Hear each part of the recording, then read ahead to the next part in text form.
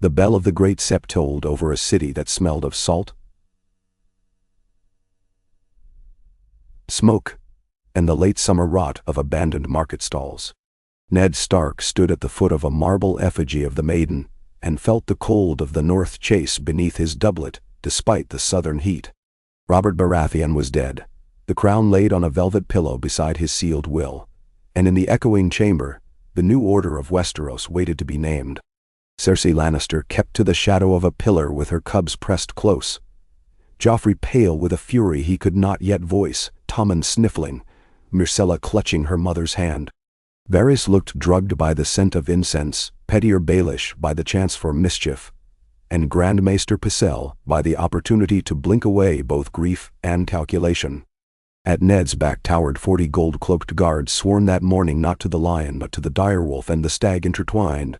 Sir Barristan Selmy, alone of the Kingsguard, had placed a gauntleted hand on his heart when Ned announced his intent.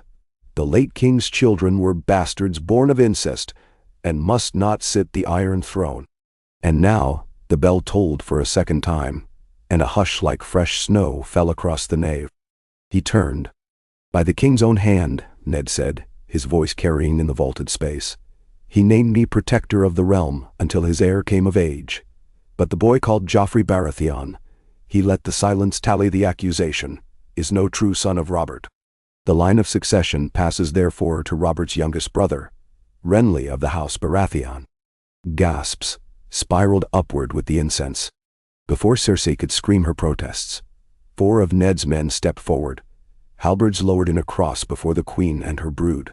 "You will not harm them," Ned rasped, the promise as cold as a winter grave. "But they leave King's Landing this hour. Let no lion draw steel within these walls again on pain of death." Joffrey's face puckered red as a raw burn. "You have no—" The butt of a spear struck the marble beside his feet, and the crack rang louder than his voice. Cersei dragged him back, lips white, eyes blazing with the prophecy of vengeance. Yet she spoke one word only, Tywin. Then she gathered her children like a hen seizing wayward chicks, and the gold cloaks formed an aisle, through which the Lannisters were shepherded out into a city suddenly stripped of their roar. Littlefinger's laughter flickered like candle flame in a draught. Varys folded his hands within his sleeves and bowed as though the outcome had been his design all along.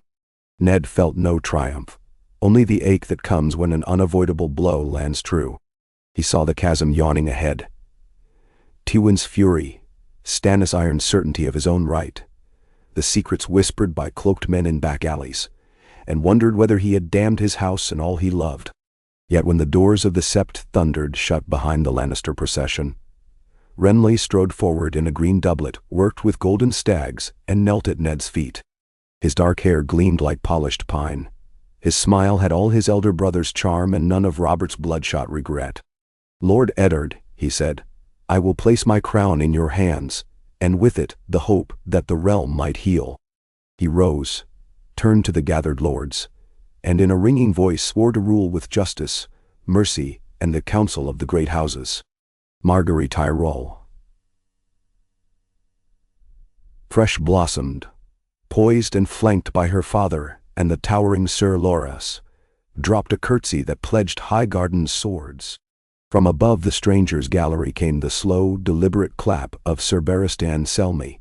One by one the nobles joined until the sound became a tide. Yet Ned Stark could almost taste the iron tang of the war to come. The Raven to Dragonstone found Stannis before dawn, its black wings scattering sparks from the brazier where he bent over charts of currents and wind. Davos Seaworth watched his lord's mouth tighten as he read. "Exile," Stannis said at last. "Renly crowns himself with Tyrell roses and Stark ice, while traitors send Cersei back to her father wrapped in silks instead of chains." He thrust the parchment into the flames. "Prepare the fleet," Davos thought. "Every man who followed Robert will remember that Renly is the younger, and the younger has always taken what should have been mine." Davos thought of the onion-smelling holds of his smuggling days and of the wildfire rumor that already licked across Stormcoast taverns. He thought, too, of Ned Stark's stern honor and of the children clasped in their mother's arms. It seemed to him the realm had escaped one bloodbath only to step neatly into the jaws of another. At Winterfell the news rose with the mist off the Godswood pool. Bran listened on Hodor's tall shoulders, while Maester Luwin read the long letter sealed in wax, as gray as circling wolves. Robb paced, restless with the same energy that once took him running up ramparts with gray wind nipping at his heels. "Father needs men," Robb muttered, voice grown older than his 16 years. "Tywin will not suffer exile." Yet the letter called Northmen south, not for war but for presence. Ned wished lords sworn to Winterfell to ride in column behind Renly's coronation procession, proof that the stag wore more than lilied green. Catelyn Stark stood beside the heart tree's red leaves and feared the threads that pulled her family apart. She remembered Lysa's warning, the claw marks of doubt on her sister's letter long ago, and wondered whether honor could stand against men who killed unseen, with quills and coins and poisoned wine. Tyrion Lannister's exile began in a litter that jolted with every rut between King's Landing and Maidenpool. Outside, the fields were gold with harvest and ripe for burning. Inside, the dwarf contemplated the bars carved into the litter's shutters, not to keep him in, but to keep loyalists out, and the presence of 2 silent hound-faced Cleganes riding rear guard. Cersei traveled in a grander wheelhouse, dark drapes drawn.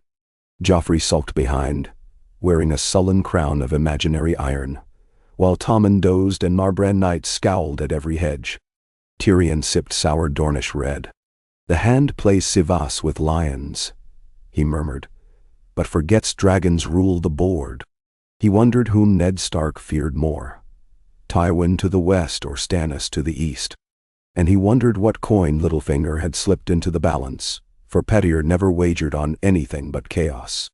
The crown Renly wore 3 days later shone freshly forged, its antlers silvered steel beneath a circlet of jade. He ascended the Iron Throne on a carpet of Tyrell green. The hall smelled of polished cedar and roses, for Margaery had ordered petals strewn along the route. Ned stood at the throne's base, Longclaw at his hip, and watched lords bend knee. There were gaps as obvious as missing stones in a wall. Lord Glover and Lord Karstark still on the King's Road. The Redwyne twins patrolling the Mander with their fleet. Hoster Tully bedridden. Dorne sending only an impatient envoy with a scroll bound in yellow silk.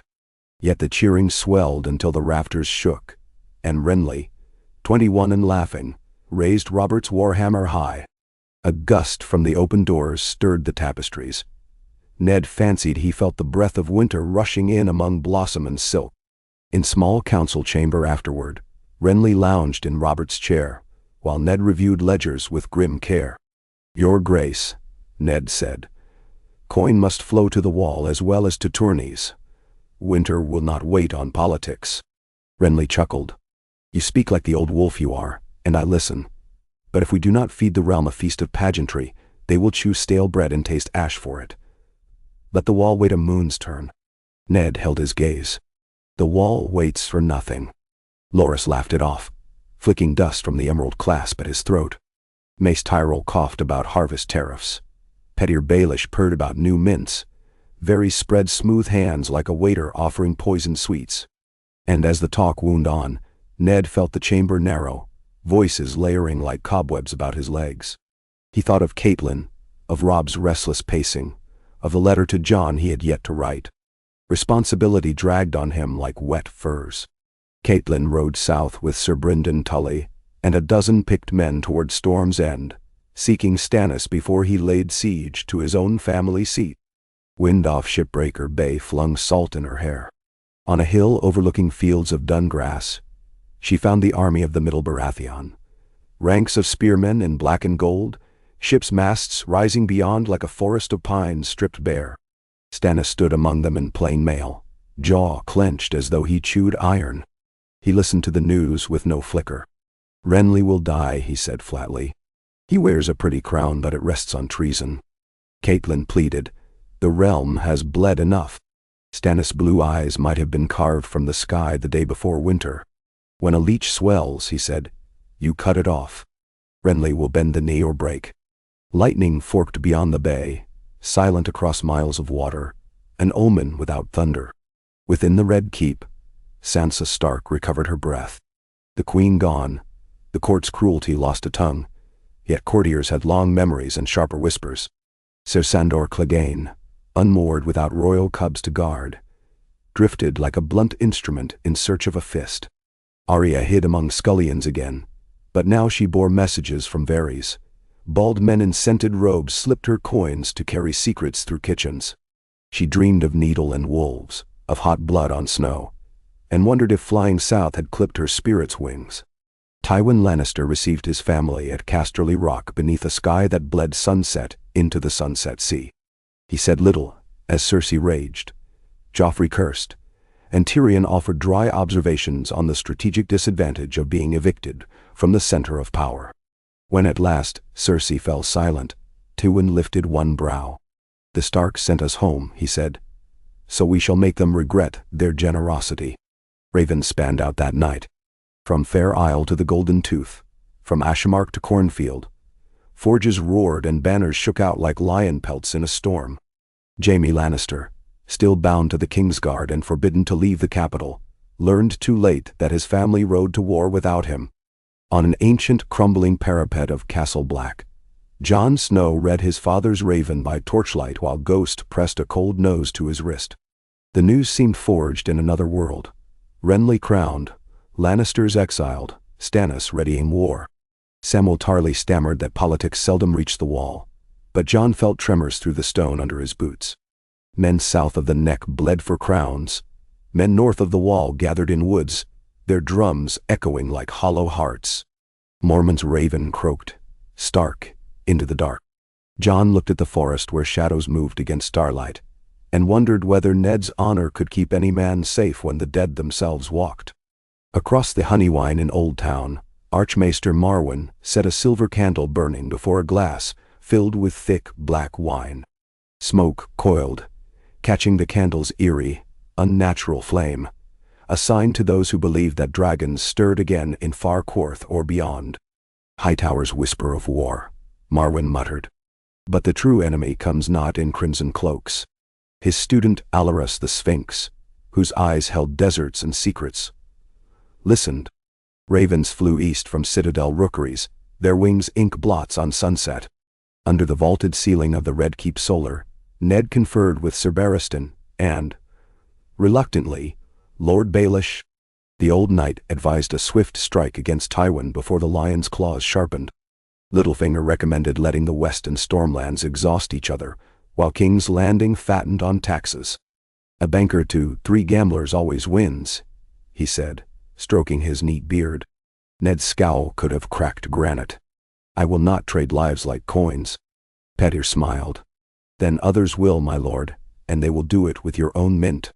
That night, Ned walked alone along the mile, the wind carrying autumn's first chill. He saw carpenters repairing doorframes shattered by riot, bakers handing out flatbread baked with flour from Highgarden, Septon acolytes sweeping melted candles from the steps. The city breathed again, but each breath was uneasy, waiting. At Baelor's statue, Ned paused and tipped a copper star into a beggar's bowl. The beggar stared with blank, milk-white eyes and whispered, "Kings fall as leaves." The bowl rang like distant steel. Ned returned to the keep, and on his desk lay a message sealed with a mockingbird, Littlefinger's. Inside, a single line. "Vulture beats wolf when wolf sleeps." Renly welcomed the royal progress that left King's Landing in banners and song. He sat astride a tall black charger named Spite, Marjorie beside him on a white mare scented with rosewater. Ned rode at the head of the guard, eyes scanning crowds. He caught glimpses. Merchants waving green ribbons, small folk shouting cheers rehearsed in taverns, children perched on shoulders, and once a sly face vanished behind a fishmonger's stall, a man who looked too much like Jack and Hagar for comfort. At dusk, the train camped beside the rush. Campfires bloomed like orange poppies. Renly toasted his lords, Tyrell singers plucked lutes, Loras sparred with knights in shirt sleeves that sweat clung to like silk. Ned retired to his tent to find Varys waiting as if risen from the floor. "The hand's work is never done," the eunuch said, setting down a parchment. "Whispers from the west speak of a host assembling larger than Robert's at the Trident." He bowed. "And from Dragonstone, sails black as mourning cloth." When Varys left, Ned broke the seal. The parchment bore a simple map, Casterly Rock, Dragonstone and King's Landing linked by jagged lines. Choke, cut, conquer. At the bottom, a flourish shaped like a mockingbird's wing. Ned crushed it in his fist. In the rock's armory, fires hammered night into molten sparks. Tyrion inspected stacks of crossbow quarrels, thinking of wildfire casks hidden beneath the guildhall of the alchemists. Too early, he mused, but chaos ripens faster than grapes. He pictured King's Landing stripped of Lannister gold, warehouses seized, debts called due. Littlefinger's Illyrian smile rose in memory. Tyrion half wondered if the impish voice had already betrayed Ned to Stannis for the price of office. But if Tywin marched swiftly enough, he might yet reach the capital before the stag and Rose finished unfurling their banners on the walls. That hope dimmed when scouts reported Renly's procession nearing Bitterbridge, where Mace Tyrell's full strength waited. With the Reach and Crownlands together, the royal army would dwarf anything the West mustered before the harvest ended. Tywin sent swift riders to lure the river lords into rebellion. Promises of grain, gold, revenge for murders still hot. Tyrion thought Robb Stark too steady for such bait, but Walder Frey might trade sons for titles. And if the twins opened, the lion could cross the Green Fork like a steel tide. At Storm's End, Catelyn's plea made lonely campfires flicker. When brothers quarrel, crows feast, she told Stannis. And winter will devour what the crows leave. Stannis' fingers drummed the painted table beside a carved kraken. Renly broke oath to me long before Ned crowned him, he answered. Brother he may be, but brothers may also be traitors. In the courtyard Davos found her afterward, cloak whipping in sea wind. He will not bend, Davos said. But perhaps he might pause. A smaller victory, my lady, yet worth the seeking. He offered to sail a ship under truce to Renly's camp. Catelyn gripped the rail and watched black waves churn. Tell him winter comes, she murmured. Tell him the wall cannot stand alone. In Renly's encampment, the night glimmered with torchlight on silk and steel. Loras and Brienne of Tarth clashed in a circle of cheering men. Brienne hammered the Knight of Flowers back step by step, until Renly called the bout. Sweat streamed down her broad face, but joy filled her like sunrise on Tarth's sapphire shores. Renly laughed, unbuckled his helm, and pressed a kiss to Loras' brow that drew a hush before applause rolled like thunder. Margaery smiled with eyes sharp as any blade. Alliances she knew came in many forms. Ned watched the display and felt a pang for the daughters learning needlework far away. He sought Renly's tent. Beneath shimmering hangings, the king lounged, feet bare, crown askew. Ned poured honeyed wine neither of them tasted. Stannis prepares to march, Ned warned. He means to claim what he sees as his by right. Renly shrugged. His right was Robert's goodwill. Robert is dead, Ned, and goodwill lies in the grave with him. Ned's jaw hardened. Justice is not clay to be shaped at convenience. Renly's smile faded. Do you serve me, or lecture me? Ned straightened. I serve the realm. Renly sighed.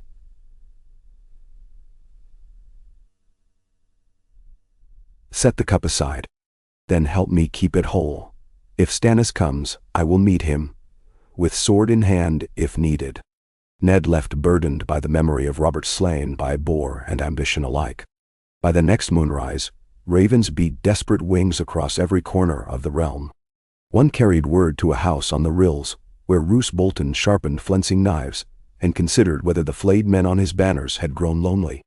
Another fluttered through the fingers to a cliff, keep where Lysa Arryn watched sky and valley both with eyes like cracked ice. In Sunspear, Princess Arianne read of Lannister disgrace and Renly's ascent, and wondered whether the time had come to avenge Elyas' screams. The chessboard was set. Pieces slid into place on claws, on hooves, on boots. Storm clouds gathered over the God's Eye. A Lannister outrider returned south headless. His horse carried the dripping trophy hanging by its golden hair. In reply, Tywin sent Gregor Clegane across the Tumblestone. Villages burned, river wounded sobs into night skies, and the mountain laughed behind his visor. Word reached King's Landing in a fog of smoke. Renly paced the small council chamber, eyes blazing, while Loras argued for a march and Mace Tyrell for garrison. Ned stood silent until all voices dwindled. Send riders north and east, he said. Tell the Karstarks, the Lannisters, the Eyrie. This realm belongs to those who keep faith, not those who take vengeance." Littlefinger's eyebrow arched. "And what coin purchases faith?" Ned did not answer. He wrote instead, his quill scratching like a raven's talon. "Robb, stand ready but hold. Trust in winter. Trust in the pack." On the fist of the first men, Jon Snow watched a pale dawn bleed across frost-rimmed stones. The wind tasted of iron. Ghost growled low. Far below, in the white valley of the Milkwater, torchlights moved where no men should be. Mormont spoke of ancient powers stirring. "While Southron kings bicker," the old bear said, "summer's last fire is guttering." Jon thought of Renly's crown, of Stannis' vengeance, of Lannister banners, red as fresh arterial spray, and felt a chill deeper than any winter. Back in King's Landing, Arya crept through a doorway and collided with Jaqen H'ghar in the half-lit stair. "A girl walks with many names," he whispered. "Best she choose wisely." He offered a coin, thin as a promise. "When the time comes, speak blood for blood." Arya's fingers closed on it before she fled into the warren of passageways she knew better than any map. She did not tell Sansa, for Sansa wept over songs of gallant knights and chimed bells. Ned Stark dreamed of ice cracking under hooves. He dreamed of Bran falling, and of Rickon calling wolves from dark forests. He woke before dawn, dressed in simple leather, and climbed the tower to look east, where sunlight bruised the sky. He had exiled lions, crowned a stag, and loosed wolves across every corner of Westeros. The game he despised had become his duty. In the yard below, grooms saddled horses for riders bound to every compass point. Ned pressed a hand to the cold stone merlon. "For the realm," he breathed, yet the words rang hollow. Then the horn blew from the outer gate. A rider dashed in, cloak rent, horse foamed. Ned descended at a run. The rider knelt in mud. "My lord, my king. Blackwater Bay is aflame. Stannis' fleet sails upriver under the fiery heart of Arlor. Dragonstone banners fly at the masthead." Ned closed his eyes. When he opened them, they were gray steel. He turned to the master-at-arms. "Rouse the guard. Man the walls." In the cool nave of Beller's Sept, Renly knelt before the warrior's altar. The torches guttered though no wind stirred. A shadow rippled along the marble like dark water. Renly lifted his head and found only calm statues, yet the hair on his arms stood up. He thought of Stannis camped downriver, of Melisandre, whose red eyes flickered with visions of crowns forged from living flames. He rose, squared his shoulders. Outside, carriage wheels rattled, the first of the small folk seeking sanctuary from rumors of black sails and lion hosts. Night settled over King's Landing tense as a drawn bowstring. Ned sat in council with stormlords and reachmen, counting barrels of oil, palisades, draft horses. The moon rode high when a knock sounded. A guard entered, helm clutched to breast. "My lord Hand. Scouts report Lannister outriders, 5 leagues north. Lord Tywin marches on the capital." Renly pushed to his feet. "We hold the city," he declared. Ned met his gaze across the lamplight. "Two fronts, your grace. We may hold neither." "Ben Chand." Outside the windows, lanterns bobbed in streets teeming with restless souls.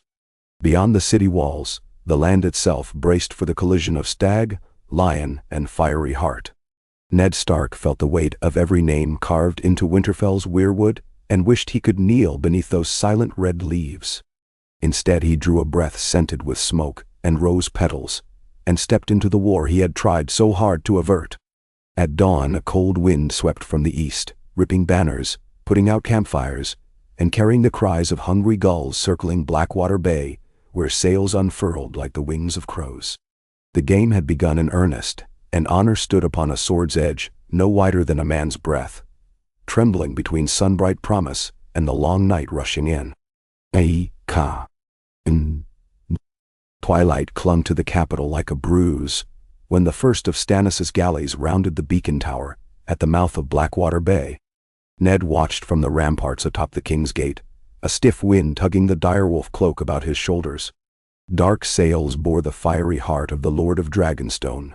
Lanterns swung from yard arms like embers. Torches on the walls answered, and their reflections danced crazily across the oily surface of the river. Beside him, Sir Barristan murmured an old Valyrian proverb. Sails on the horizon are never a friend, and tightened the white cloak at his throat. Below, engineers shouted as they winched the great boom chain across the river. Renly had ordered it stretched the length of the Blackwater to trap Stannis' fleet in a fiery cul-de-sac, but the chain had arrived half-forged from Lannisport forges just 3 days before the Lannisters were driven out. Tyrell Smiths had finished the links in fevered haste. Ned wondered whether steel rushed too quickly would hold. Wind carried the smells of freshly cut pine, tar, and the faint acrid tang of wildfire from the alchemist's guild hall. Pyromancers in their green robes had offered their jars to Renly, as readily as once they had kissed the hem of Cersei's gown. Ned distrusted them the way he distrusted every weapon that burned without honor, but he had learned hard lessons since Robert died. Dead men cared little for the means of their own undoing. When he closed his eyes, he still saw the mountains' fires rising in Riverland's villages, children screaming for mothers buried beneath fallen rafters. If wildfire saved those children here, let the stranger judge him later. Hooves clattered behind. Loras Tyrell reined in beside Ned. Helm under one arm, moonlight gilding the sweat on his cheek. "Your Grace bids you join him in the painted hall," he said. Ned nodded, descended the stone steps 2 at a time. Within the palace, the air pressed thick and warm. Candles guttered, throwing shadows like clawed hands across the walls. The painted hall was crowded. Renly, Marjorie, Lord Mathis Rowan, Randall Tarley, Sir Garland, and a knot of reach captains hunched over a silk-backed chart. Renly wore ringmail beneath a green velvet surcoat. His crown lay on the table, abandoned for now. "Stannis' forward squadron will drop anchor by dawn," Tarley reported. "Wind from the east favors them, but our trebuchets have the range." Rowan tapped the chart. "If we let them slip past the chain before dawn, they'll land men at the mud gate. Broken men can scale that section in the dark." Renly looked to Ned. "You've held sieges, Lord Stark." "Speak." Ned studied the inked coastline's teeth and coves. "Rains tomorrow," he said. "The air tastes it. Wet powder wants spark." He glanced at the pyromancer lurking behind a pillar. "But wildfire burns under water." The robed man inclined his shaven head, lips twisted in fervor. Ned went on. "Hold the chain low, Gael. Let Stannis think the way is open. When half his fleet passes, raise it. Trap and burn." He met Renly's eyes. "We take prisoners where we can. Stannis is a brother still." "Older brothers set snares for younger," Renly replied, grim-smiling. "Very well. It is a wolf's plan, and I am the stag who runs with wolves tonight."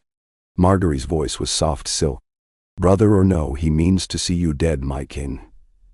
Do what must be done swiftly." She pressed a gauntlet into Renly's hand, a glove of supple leather chased with silver antlers. Her eyes shone.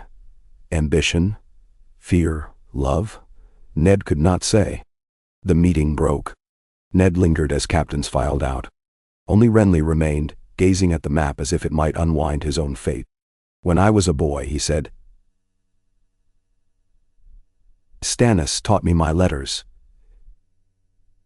He rapped my knuckles bloody if I wrote a curve where a line belonged. He has never forgotten I laughed through tears." Renly placed one fingertip to the Stormlands coast. "If he falls, the realm will judge me fratricide." "The realm will judge you king," Ned answered. "And winter cares nothing for judgments." Renly's laughter was short and brittle. "Winter. Gods, one would think you dragged the snows behind you." "Don't you, Stark," he sobered. "If I die, you must see the realm safe, Ned." "Swear it." "I swore once to Robert. I swear now to you." Ned clasped his forearm. "Then let us survive the night." Renly gripped back and released with sudden urgency, as if parting already. Across the bay, on the deck of Lady Cassandra, Davos Seaworth watched the capital's torches glitter and vanish as clouds slid across the moon. Stannis stood at the prow in plain wool cloak, a wooden half-crown set with stag's head pins clasped at his throat, nothing like the golden antlers worn by Renly, yet somehow heavier. Melisandre stood beside him, her red silk clinging, ruby at her throat pulsing as if with its own heartbeat. She stared at the city walls, eyes dark lanterns. "The Lord of Light shows me a chain of steel across Blackwater," she told Stannis, "and the smoke of false gods rising to the sky." Stannis' jaw tightened. "The chain will break. Or burn." She turned, red hair swaying like liquid fire. "Bid me call the shadow again, and the chain is naught." "No," Stannis said. "Not yet." He glanced at Davos as though seeking another voice to drown the priestess's fire-lit counsel. Davos stepped closer, sea spray speckling his cheeks. "The tide favors us, sire. We push 7 hours more and lay men ashore under cover of night. Let the catapults roar at dawn, mountains of stone do what sorcery must not." Melisandre smiled with pity. "Stone shatters, light endures." Stannis pivoted away, dismissing them both. But Davos saw how the king's shoulders sagged. Sorcery had stolen more life from him than any siege ram. Below, holds brimmed with knights dour and desperate. They sharpened swords on whetstones that screamed. One murmured prayer to the seven, another hissed that idols cracked before Elor. A young Stormlander vomited on his boots. Davos smelled fear thick as bilge. War had once been banners snapping in bright air for young Renly, but aboard these ships war was hunger and belch of tar, iron creaking in salt wind, and the memory of burning leeches sliding into a brazier while Melisandre whispered names that curled like smoke. "Renly Baratheon, Eddard Stark, Joffrey Lannister." Davos looked again toward the city. Somewhere behind those walls was his son Mathos among the chainsmiths at the mud gate, forging the fetters meant to drag Stannis' enemies down. "Gods help us both," Davos prayed, "whichever gods will hear." 200 leagues north, Robb Stark led his horse down a game trail toward the banks of the Red Fork. Gray wind padded ahead, breath steaming, ears twitching at the creak of saddle leather. The call to war had stir. Red every river lord sworn to River Run, yet his father's letter had ordered him hold fast. Robb's own bannermen fretted like yard dogs straining beside a bear pit. Bolton, Karstark, even Great John Umber, wrote daily urging march. Robb answered none, but he did not remain idle. He mapped the Green Forks crossings, drilled cavalry, courted the Lannisters for ships. Still, he felt caged. At darkfall, the river flashed gold in sunset. He dismounted and knelt, rinsing sweat from his face. The water was cold enough to numb thought. Catelyn's raven had come at dawn. Stannis and Renly set to clash, King's Landing bracing for siege. If the Lannisters broke free, they would pour north. If Stannis triumphed, crown debts to the north might go unpaid. Whichever banner won, the Riverlands would bleed. Robb stared at ripples widening from his hand. "I cannot sit my horse in circles while storms gather," he muttered. A twig cracked behind.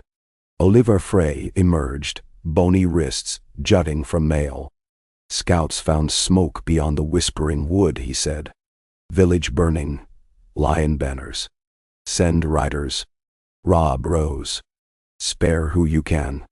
Gray Wind's low growl rumbled. Robb touched the direwolf's head. "The time will come when my father's honor is not enough. The North must sharpen its own teeth." In his heart, a flame licked. Fierce, frightened, inevitable. At Casterly Rock, Cersei dreamed of bells knelling and children sobbing. She woke tangled in crimson sheets, Joffrey's crown on the pillow beside her. Dawn etched the sea to tarnished bronze. She rose, donned a robe the color of dark wine, and stalked through corridors where gold cloaks once bowed, but now lion guards straightened at command. In the war room, Tywin and Kevin bent over ledgers, heavier than any sword. 10 smiths copied totals, bushels, blades, bridles. Cersei slid into a chair. "Well," she demanded. Tywin's eyes were chips of tarnished emerald. "Renly crowns himself with flowers and steals your son's birthright. Stannis sails to seize the throne that was Robert's. They will grind each other." He lifted one hand as though weighing silver. "When the stag is broken, the lion's jaws close. We should be in King's Landing, Cersei hissed. Joffrey's rightful seat. He is king of cinders if we march too soon, Tywin said. Let them burn the city. We claim the ashes. He pressed a signet to a parchment. Ravens to house Frey. They owe us bridge and blood. No. Cersei's nails dug crescents into the table. The Starks will march too. Let the wolf bear teeth. Tywin's smile was thin as parchment. We will shear them. Tyrion lounged in the doorway, tossing a coin. Father does love his shearing, he drawled. But every lion hunting 2 packs risks a flank exposed. What of Dornish spears? Tywin's stare impaled him. Dorne will wait for the winning side as ever. He rose, scarlet cloak rustling. Ready the host. We ride on the morrow. Ben Dan. Cersei watched him leave, felt the tremor of the rock itself under iron-shod boots. She touched the crown's sharp points. Let the city burn, she whispered, as if the idea tasted sweet. Far across the scorching sands of Slaver's Bay, Daenerys Targaryen dreamed of red doors flung wide. She saw her brother Viserys trampled beneath horse hooves, Khal Drogo's braid curling in the dust, Mirri Maz Duur cackling beneath gallows. Dragon wings beat overhead. She woke beneath a carved wooden lattice in Xaro Xhoan Daxos Mance, heat pressing like a lover. Drogon prowled the sill, scales flickering red in lantern light. She rose, stroked his snout. Soon, she promised. Soon we fly home.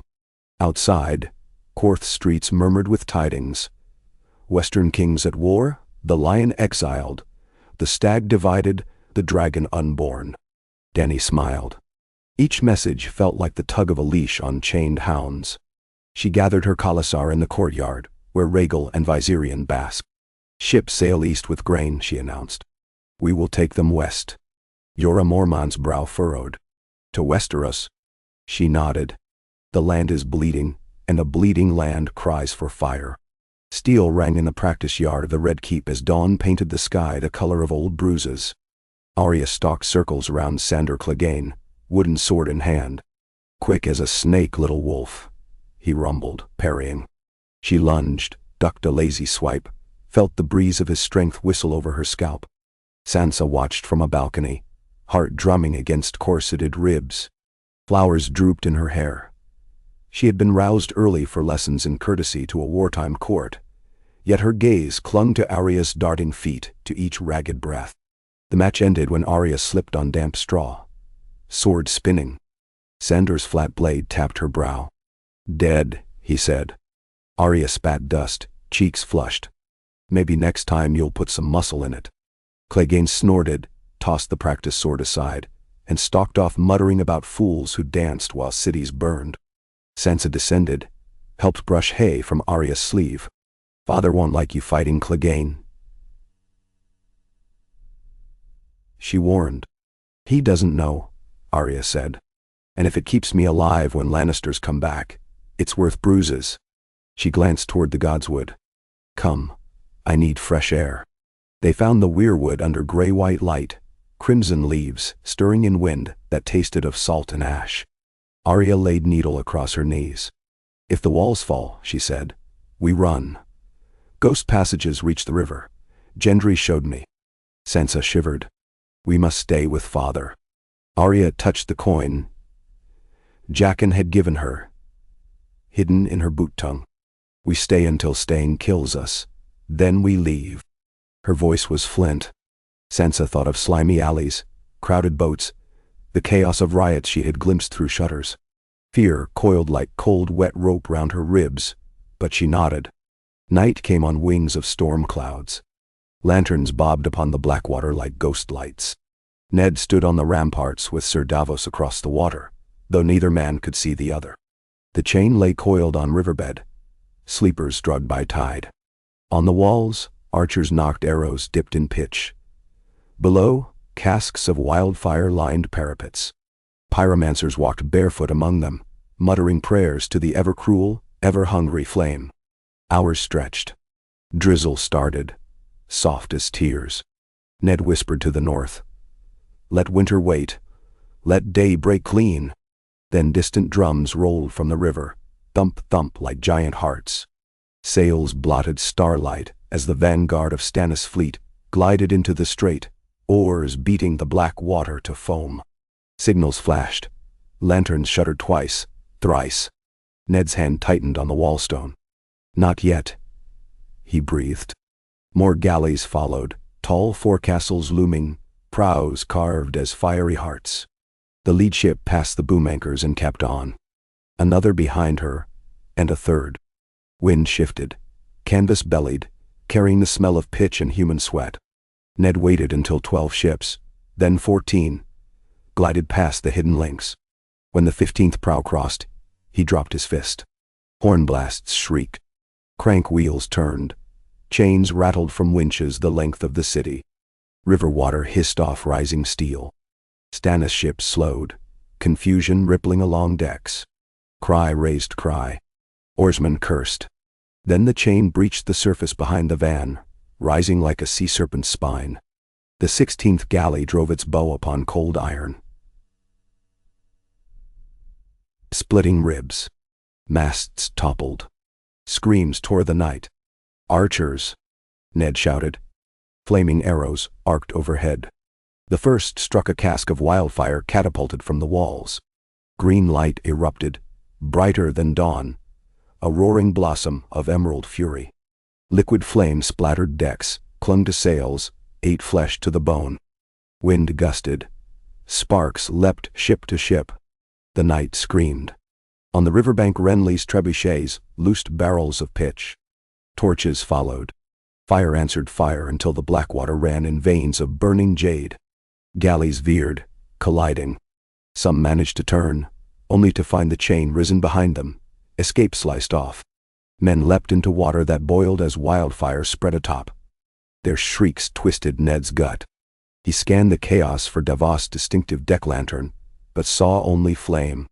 Then an explosion rocked stone beneath his boots. A jar of wildfire had burst against the mudgate parapet. Ned staggered, caught himself. Masons yelled for sand buckets. Below, a shower of burning debris rained over defenders. Wildfire did not die by water. Men rolled screaming, flesh melting. Ned forced himself downstairs into smoke. He seized a fallen cloak. Smothered flames on a young squire clawing at faceplate. The smell was hair and fat and terror. Hoofbeats echoed through din. Renly charged across the yard, helm plumed green, Loras on his heels.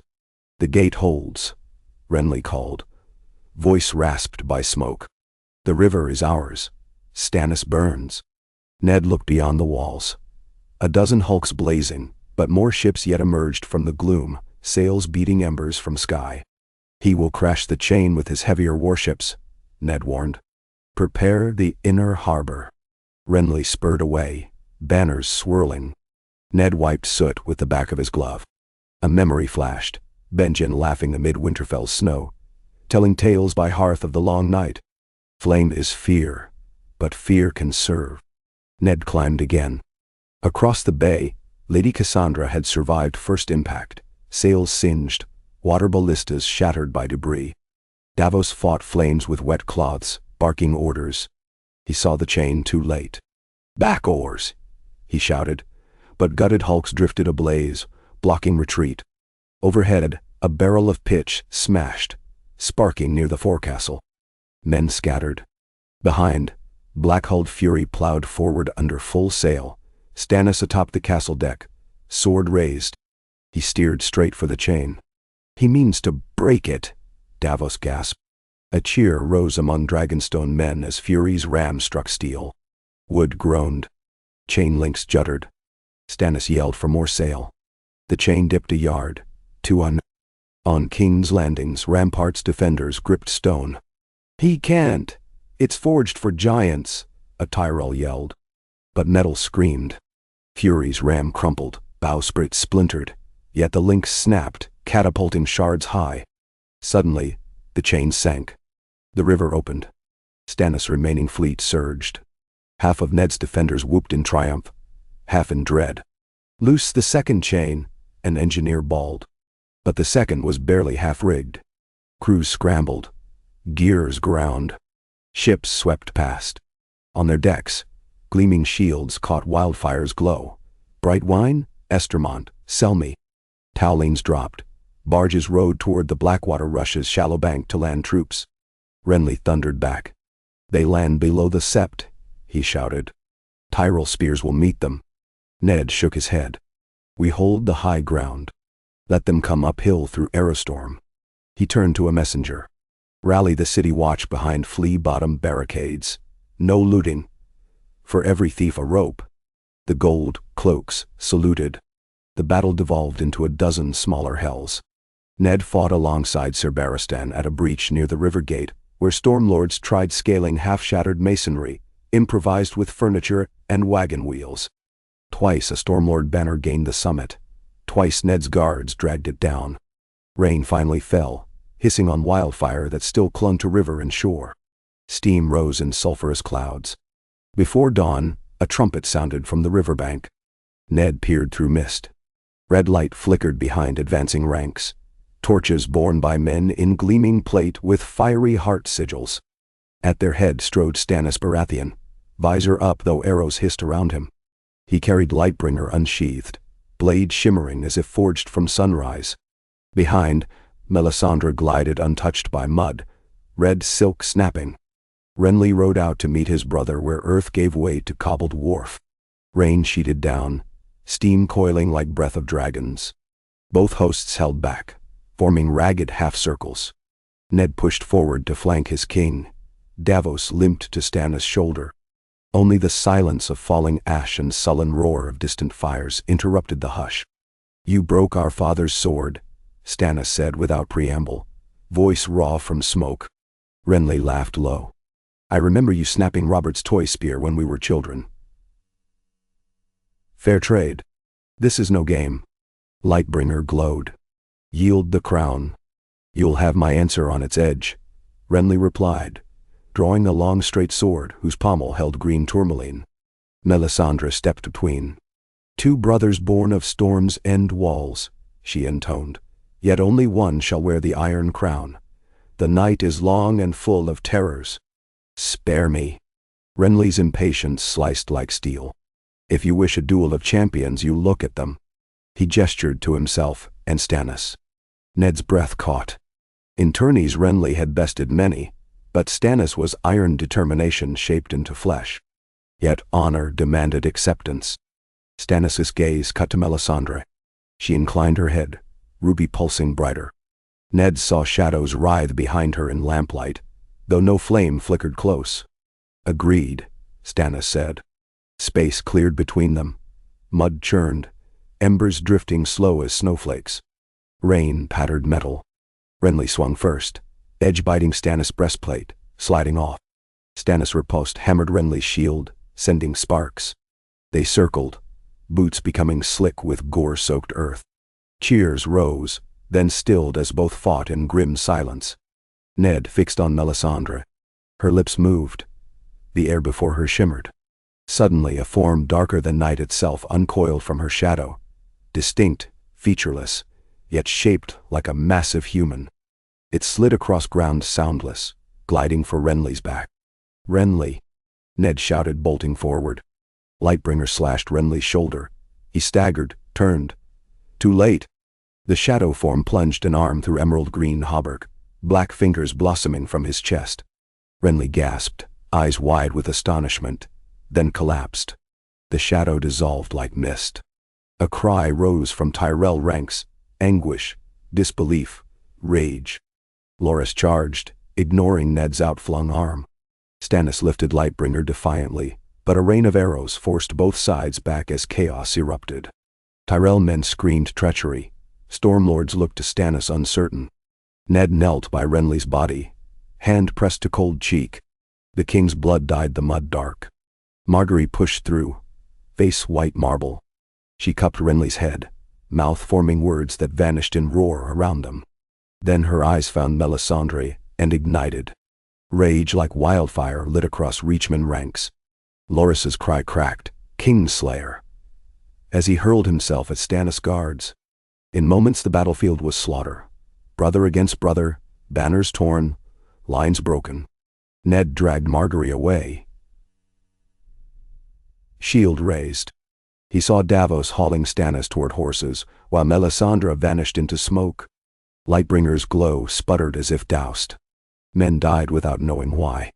By the time dawn bled pink across broken masts, Stannis' host had fallen back to river shallows, dragon-proud ships ferrying survivors. Tyrell's spears withdrew within city walls, bearing Renly's body wrapped in sodden banners. Rain slackened, leaving smoke drifting like funeral shrouds. Ned emerged from Maester Pylos' chambers at midday, clothes stiff with blood. Ser Barristan awaited. "His grace is gone," the old knight whispered, voice cracking. "Your oath."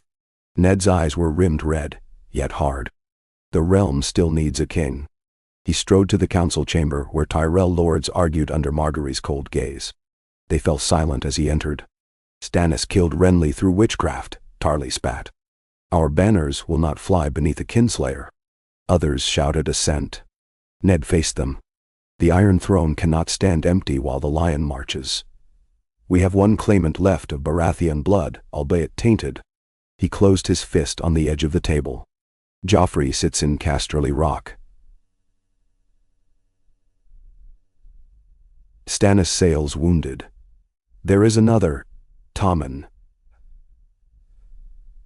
A child, gentle-hearted. Crown him under Regency. End the war before it devours every field." Mace Tyrell's jowls quivered. "A bastard child of incest, Lord Stark." "Prove it then," Ned growled. "Or choose the dragon across the sea whose name grows on every tongue. My son Robb is called king in the north by some. Will you pledge to him? No?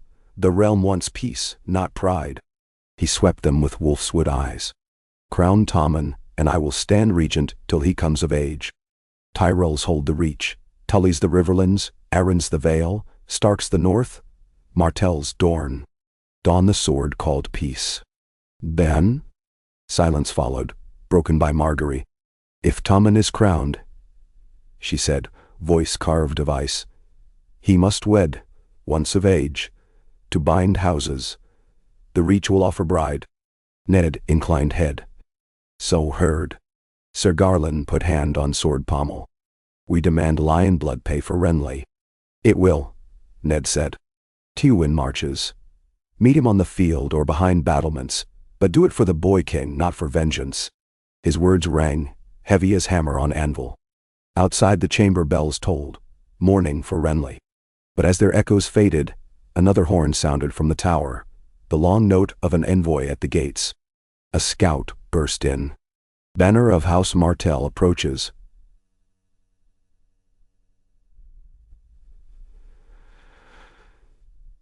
"A servant riders only, but they bear peace." The game board shifted once again. 3 days later, a grand funeral pyre blazed on the shore. Renly's body lay upon cedar and oak, stags of iron at feet and head, cloak of green and gold folded on chest. His face looked younger, almost boyish, in death. Margaery lit the pyre herself. Tears streaked ash on her cheeks. Flame consumed the fallen king as sunset painted clouds the color of spilled wine. Reachmen knelt. Stormlanders pounded shields. Ned murmured a prayer to the old gods and felt the heat like judgment. When the embers cooled, a council convened in the throne room beneath charred rafters. Tyrell banners flanked the iron dais. Dornish spears lined opposite walls. Prince Doran's envoy having arrived with promises to shield the south from Lannister passage. At Ned's side stood Ser Barristan, face pale, but voice steady as he proclaimed Tommen of House Baratheon, first of his name. The boy knelt where his brother once fumed. Golden curls hung over uncertain eyes. Margaery guided him by the hand. Grand Maester Pycelle placed a light circlet of gold and black iron upon the small head. "All kneel," Pycelle croaked. Tyrells bent first, then river lords, even Dornish emissaries lowered spears. Ned set one knee to stone. He felt every eye, some trusting, many suspicious. In the hush Tommen whispered, "Lord Stark." Ned met the child's gaze. "Rise, your grace." Tommen rose, and the realm with him, though its bones creaked. That night, Ned wrote letters until wax dripped onto parchment.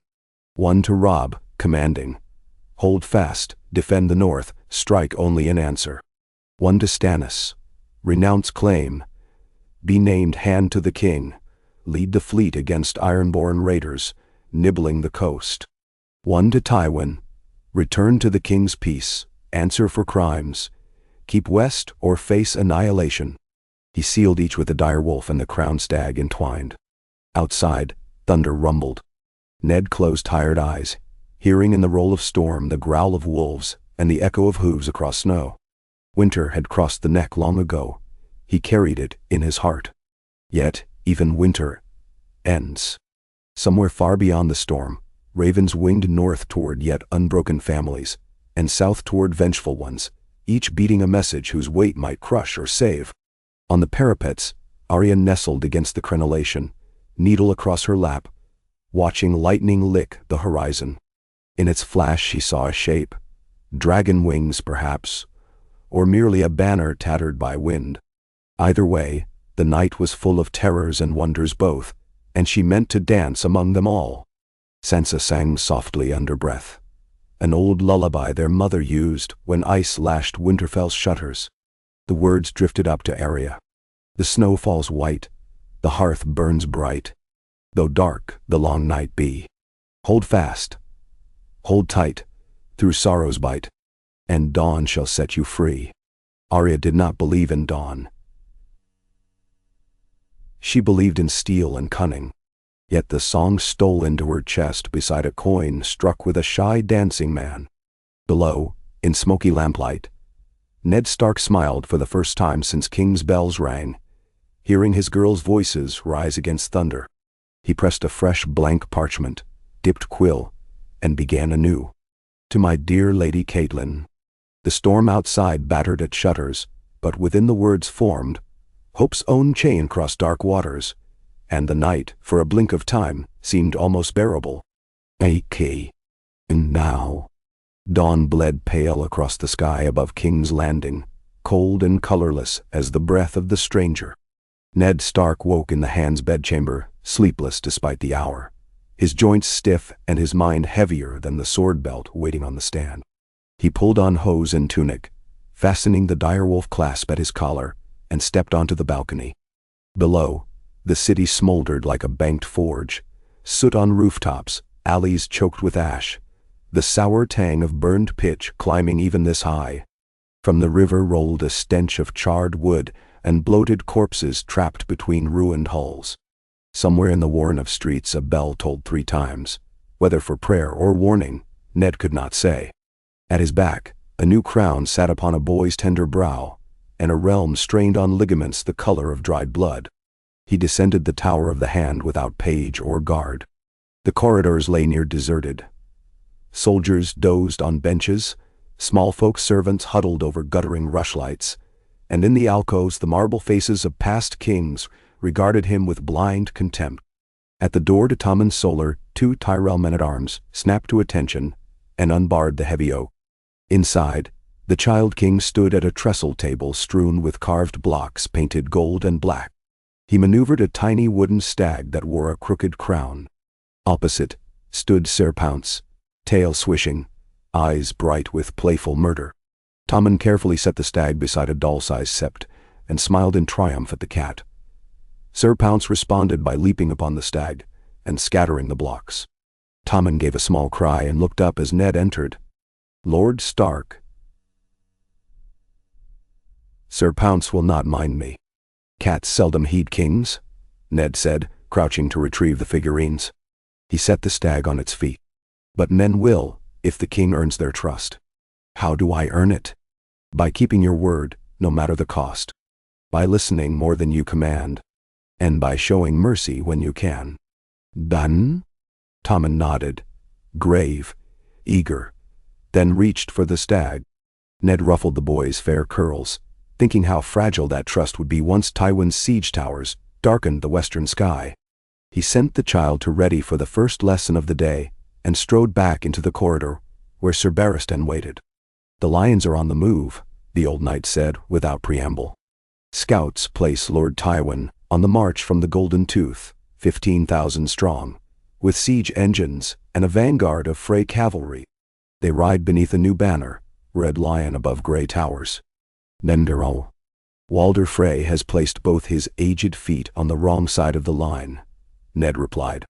How long before Tywin reaches the Trident? 10 days, perhaps less if the roads stay dry. Send ravens to River Run and Moat Cailin. The North and Riverlands must choke those roads with men and mud alike. Sir Barristan bowed, White Cloak whispering, It will be done, my lord. As Barristan departed, Varys appeared as if conjured from a silken fold in the air. A bold move, naming Frey heir to the friendship of lions, the eunuch purred. Old Walder's nose ever twitches for the scent of certainty. Might it be soothed by a sweeter perfume? You have an alternative? I might whisper to certain Frey grandsons that Lord Tywin means to leave them hostages at the Twins once his golden lads cross the Green Fork. Tell a man he is trusted with the keeping of lions' cubs, and he grows wary of the teeth. Do it, Ned said. And send word to Lady Mage Mormont. The Freys cannot be left as guardians of the neck. Varys pressed hands together. Ace graceful as a cat on cobblestones, my lord. But may I remind the hand that another peril slithers beneath the waves? Ned understood. Stannis? His fleet limps to Dragonstone, but rumor sails faster than tattered canvas. Many a captain in Blackwater Bay claims to have seen a sword of living fire, and small folk already whisper he is Azor Ahai reborn. Such a tale spreads eager as flame upon dry grass. Ned's mouth thinned. Stannis may brand himself a god, but he bleeds as we do. I offered him the hand's chain to bind him to the realm, and he has not yet replied. Varys observed. Perhaps a second courier, one harder to intercept, would ensure your missive reaches his grace unmarred. Arrange it. Varys bowed. With utmost discretion. He drifted away, silent as ever, and Ned felt the heat of all those whispered plots pressing close as summer dusk. Beyond Red Keep walls, the city churned. Carpenters shored the scorched breaches at the river gate.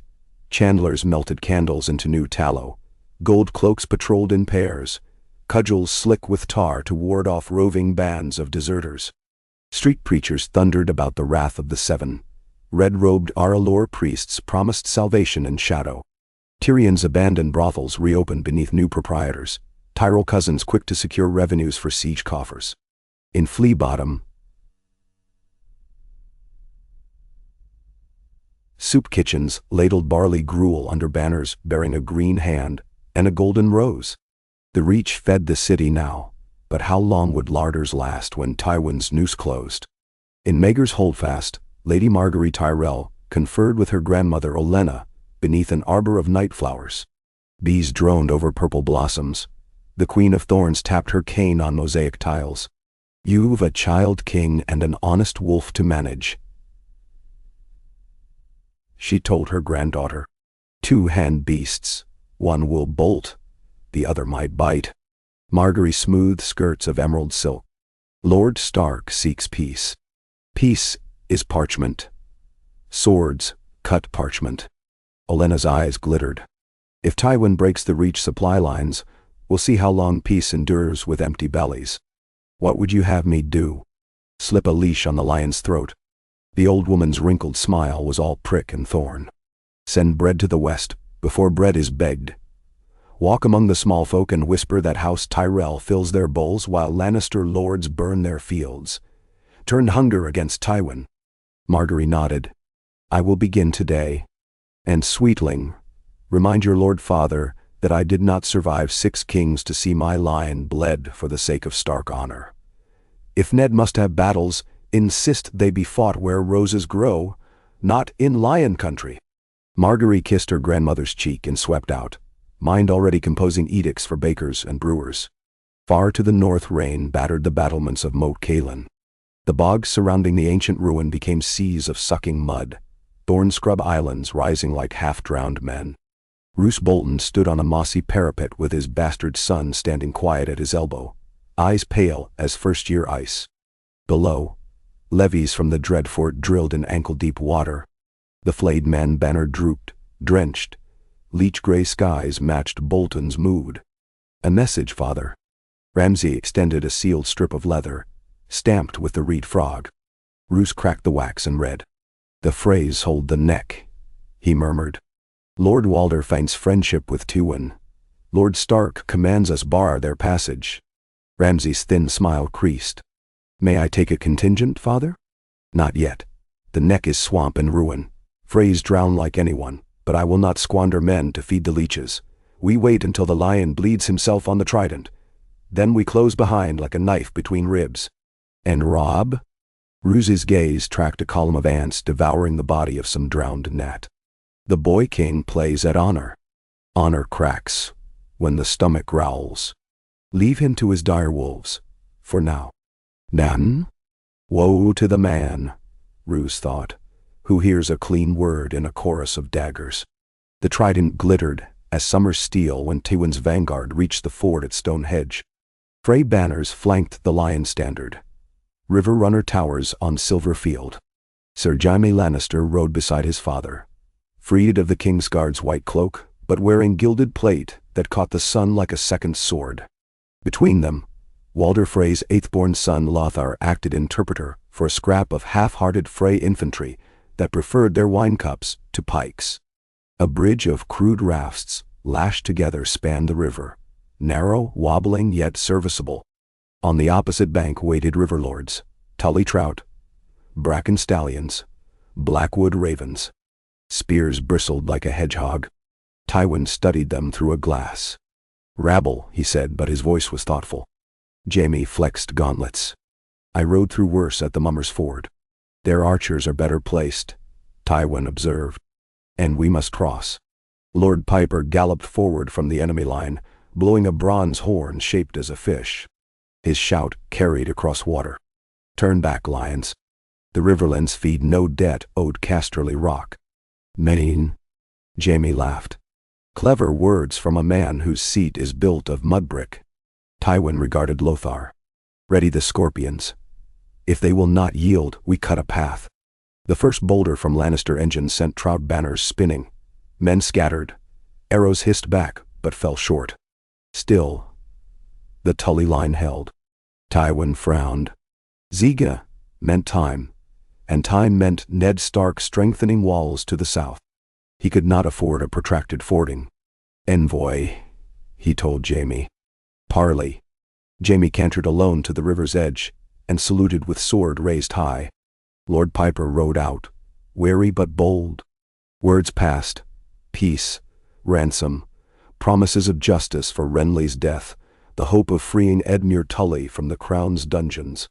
In the end, Piper spat aside and declared the trident would never run red for a Lannister's thirst. He wheeled his gelding and vanished behind ranks. Trumpets blared. Arrows sizzled. The day fell to slaughter. It lasted until smoke dimmed sunset. When at last Tywin stood upon the northern bank, Stonehenge's walls smoking in the distance, the trident ran thick with mingled blood. He ordered no feast. "Dig pits," he commanded. "Let rats gorge on loyalty." And still, the twins remained sealed ahead, each drawbridge chained. "We were promised passage," Jaime said. "Old men bargain with future coin," Tywin answered. "Let us see if Lord Walder weeps when I flay his sons upon their towers." At River Run, Catelyn Stark stood in her father's solar where Hoster Tully lay dying. Breath rattled like dried reeds in his chest. The maester wiped spittle from cracked lips and retreated. Catelyn sat, took her father's frail hand. "The Lannisters cross," she whispered. "Your bannermen bleed at Stonehenge. Will you give me leave to rally them?" Hoster's eyes fluttered. When they opened, they were clear for a moment. Bright as brook water. "The Tullys gave daughters to wolves and stags," he croaked. "Now trout must swim between stones. Go, cat, mend the river." She bent, pressing his hand to her cheek. "I will not fail you." "Nor your sons," Hoster breathed, and his eyelids drifted closed again. Catelyn straightened and found Brynden Tully waiting in the archway, mouth grim as guard bars. "The Blackfish rides at first light," he said. "With river horse and wing both." "Send ravens to White Harbor," she replied. "Wyman Manderly's fleet harbors at Sisterton." If they sail upriver, they may cut Tywin's supply lines. And the price? He wants Southron trade reopened, a Stark princess wed to one of his grandsons. I will write Robb. The Blackfish smiled, gray in his beard. You have my sword, cat, and the hope we see winters end together. Then? In the Vale of Arryn, an eagle circled pale blue heights above the Eyrie. Below the airy sky bridges, Lysa Arryn clutched her son upon a lap grown thin as thread. The boy murmured nonsense, fascinated by the way the falcon swooped. Maester Coleman read the letter again. Ned Stark calling for men and grain to defend the rightful king. Lysa's hand shook. They murdered my husband, she whispered. Now they want my knights. The Lannisters murdered him, Coleman reminded softly. Starks exiled the lions instead of ending them. She snapped. Tell my lord cousin, I must protect Robert. She hugged her boy tighter. No swords leave the Vale. Coleman bowed, but as he turned he thought of new rumors, ships of dragons crossing the narrow sea, ice wraiths stirring beyond the wall, rumors that made the Eyrie's high walls feel suddenly frail as icing sugar atop a cake. He wondered what price silence would exact when the world cried out. Across that sea, Daenerys Targaryen stood on the deck of the Balerion, wind whipping silver gold hair into wild geometry. The ship creaked under the weight of her unsullied, her freedmen, her Dothraki blood riders, restless among coiled ropes. Ahead lay Pentos, tilted roofs gleaming. Behind, at the masthead, Drogon perched, wings half spread, the red sun casting him black as a morning banner. Captain Groleo approached. We make harbor by dusk, Khaleesi. Magister Illyrio prepares a welcome. I do not come as a guest, Daenerys said. I come as a queen returning. Groleo bowed. The ships of Myr, Lace, and Tyrosh gather. Some speak of war in Westeros, of a boy on the throne, strife among lions and wolves. Your grace may find easy ports. Dundee. Easy ports breed soft warriors. She stroked Drogon's neck. Sparks pulsed in the beast's nostrils. I will sail west at the turn of the moon, with or without their flags. In the hold below, Jorah Mormont sharpened a longsword by candlelight. His wrists bore fresh bruises from the Dothraki drillmaster. He watched chips of steel fall like dust. Westeros bleeds, he murmured. Some wounds fester beyond healing. He thought of Ned Stark, honest as winter, and of the letter he had never written, the warning that could save or doom. Honor, he decided, was a sword too. Where it cut depended on the hand. Night fell over Castle Black, like a blacksmith's forge hood. Jon Snow leaned into the gale at the top of the wall, cloak snapping. Southward he saw a distant candle glow. Maybe a wildling camp, maybe moonlight on frost. Northward darkness moved, alive with shapes. Corin Halfhand had returned at dusk with news. Mance Rayder's army gathered at Frostfang's foot, 10,000 torches in a valley of snow. Giants among them, mammoths, wargs by the pack. The king beyond the wall marches, Corin rasped in the Lord Commander's solar. He means to flow south around the Shadow Tower, while the realm lies at war. Mormont cursed softly. We are 500 men. Winterfell sent no new recruits this year. The crown's gold lies in rubble. We hold a rotten plank against a sea. Jon felt a chill separate from wind. He thought of his father, of the realm's quarrel over crowns, while the true enemy gathered unseen. Let me go to Mance, he said. I know the wildling ways now. Ygritte taught me. I can parley, learn their path. Then? Corin's gaze measured him like steel. One man in a river of ice. Jon set Ghost's great white head beneath his hand. One may still dam a river. Mormont's raven croaked. Snow. Snow. And the Lord Commander nodded. Go then. Take a small party. We cannot risk more. Beyond the ice-rimed door, the woods waited, older than any crown. In King's Landing, Ned presided over the first great council since the conquest. Lords crammed the throne room. Tyrell green and gold, Tully blue and red, Martell copper and orange, Arryn sky blue. Men of the north stood tallest, great bears of Mormont, rugged Karstarks, silent Glover and Risewell. Atop the iron throne, Tommen fidgeted while Pycelle droned ritual pronouncements. Ned surveyed them, knowing that within these walls the fate of kingdoms turned on voices, no louder than whispers. He addressed the assembly. Tywin Lannister marched in open war. The Freys betrayed their oaths. The Vale withheld aid. Stannis' intentions lay shadowed by fire. We must bind together, he said.